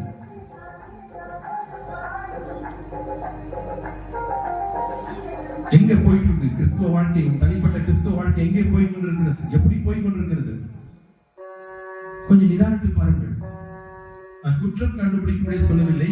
இதை சரி செய்து கொண்டால் இந்த பண்டிகைக்கு பிற்பாடு உங்கள் வாழ்க்கையிலே நீங்கள் செய்வதையெல்லாம் கர்த்தர் வாய்க்கும்படியாய் செய்வார், வாய்க்கும்படியாய் செய்வார். ஆவி இருக்கா? ஜெபம் இருக்கா? அதோடு கூட சேர்ந்த சத்திய வசனம் இருக்கா? எப்படி நான் வாழ்ந்து கொண்டிருக்கிறோம்? ஏன் சாத்தானை ஜெயிக்க முடியல? ஏன் அவனை வெட்ட முடியல? ஆவியானவர் இல்லைன்னா தயவு செய்து தேவ சமூகத்திலே காத்திருந்து பரிசுத்த ஆவிக்காக நீங்கள் ஜெபம் பண்ணுங்கள். அவர் யாரையும் நிரப்ப ஆயத்தமாக இருக்கிறார். ஆண்டவரே, நான் ஏதோ ஆவியை பெற்றுக்கொண்டு எதற்காக? ஜெபிப்பதற்கு, உம்மோடு கூட நெருங்கி நடப்பதற்கு, ஆவியின் பட்டயத்தை எடுத்துக்கொண்டு சத்துருவை வீழ்த்துவதற்கு எனக்கு இந்த ஆவியின் அபிஷேகத்தை தாரும் என்று கேட்போம் என்று சொன்னால், அந்த ஆவியானவர் நமக்குள்ளே வரும்போது நம்முடைய வாழ்க்கையை தலைகீழாக மாற்றுவார், தலைகீழாக மாற்றுவார். தோல்வி உள்ள வாழ்க்கையை ஜெயமுள்ள வாழ்க்கையை மாற்றுவார். இயேசுவின் குணாதிசயம் இல்லாத வாழ்க்கையை இயேசுவின் குணாதிசயம் உள்ள வாழ்க்கையாக இயேசுவை போல அந்த ஆவியானவர் மாற்றுவார். நாம் விட்டு கொடுப்போமா? நாம் ஒப்பு கொடுப்போமா? பரிசுத்த உள்ள நல்ல பிதாவே, இயேசுவின் நாமத்திலே இந்த 2ஆம் நாள் கூட்டத்துக்கு நன்றி செலுத்துகிறோம். உமது பிள்ளைகள் எல்லாரும் செய்வதெல்லாம் வாய்க்க வேண்டும் என்று சொல்லி நாங்கள் எப்படி ஜீவிக்க வேண்டும் என்று இந்த நாளிலே கற்றுக் கொடுத்த நல்ல வார்த்தைகளுக்காக நன்றி செலுத்துகிறோம். இந்த வார்த்தையை நாங்கள் கேட்டவர்களாக மாத்திரம் அல்ல ராஜா, இந்த வார்த்தையின்படியே உங்களுடைய சர்வாயுத வர்க்கத்தை நாங்கள் தரித்துக் கொண்டவர்களாய் சத்துருடைய சகல வல்லமைகளை எதிர்த்து நிற்க திராணியம் உள்ளவர்களாய் மாறுபடி ஆண்டவரே எங்களுக்கு இந்த கிருபையும் இன்னும் அபிஷேகத்தையும் வல்லமையாய் கொடுத்து நாங்கள் சகலத்தையும் மேற்கொள்ளத்தக்கதாக உமக்கு முன்பாக வந்து நிற்க பாத்திரமானாய் எண்ணப்படுவதற்கு ஆவியானவரே ஒவ்வொருவருக்கும் உதவி செய்கிறார். இந்த பண்டிகைக்கு பிற்பாடு அமர்ந்திருக்கிற ஒவ்வொரு பிள்ளை வாழ்க்கையிலும் ஒரு பெரிய மாறுதலை கட்டளையிட்டு விசேஷமாக அவர் செய்வதெல்லாம் வாய்க்கும்படியாக கர்த்தர் உதவி செய்வீராக. தொடர்ந்து உங்கள் கிருபை எங்களோடு இருக்கட்டும். நீர் வழி நடத்தும் துதிகன மகிமை உமக்கே செலுத்தி ஜெபிக்கிறோம் எங்கள் ஜீவனில் நல்ல பிதாவே.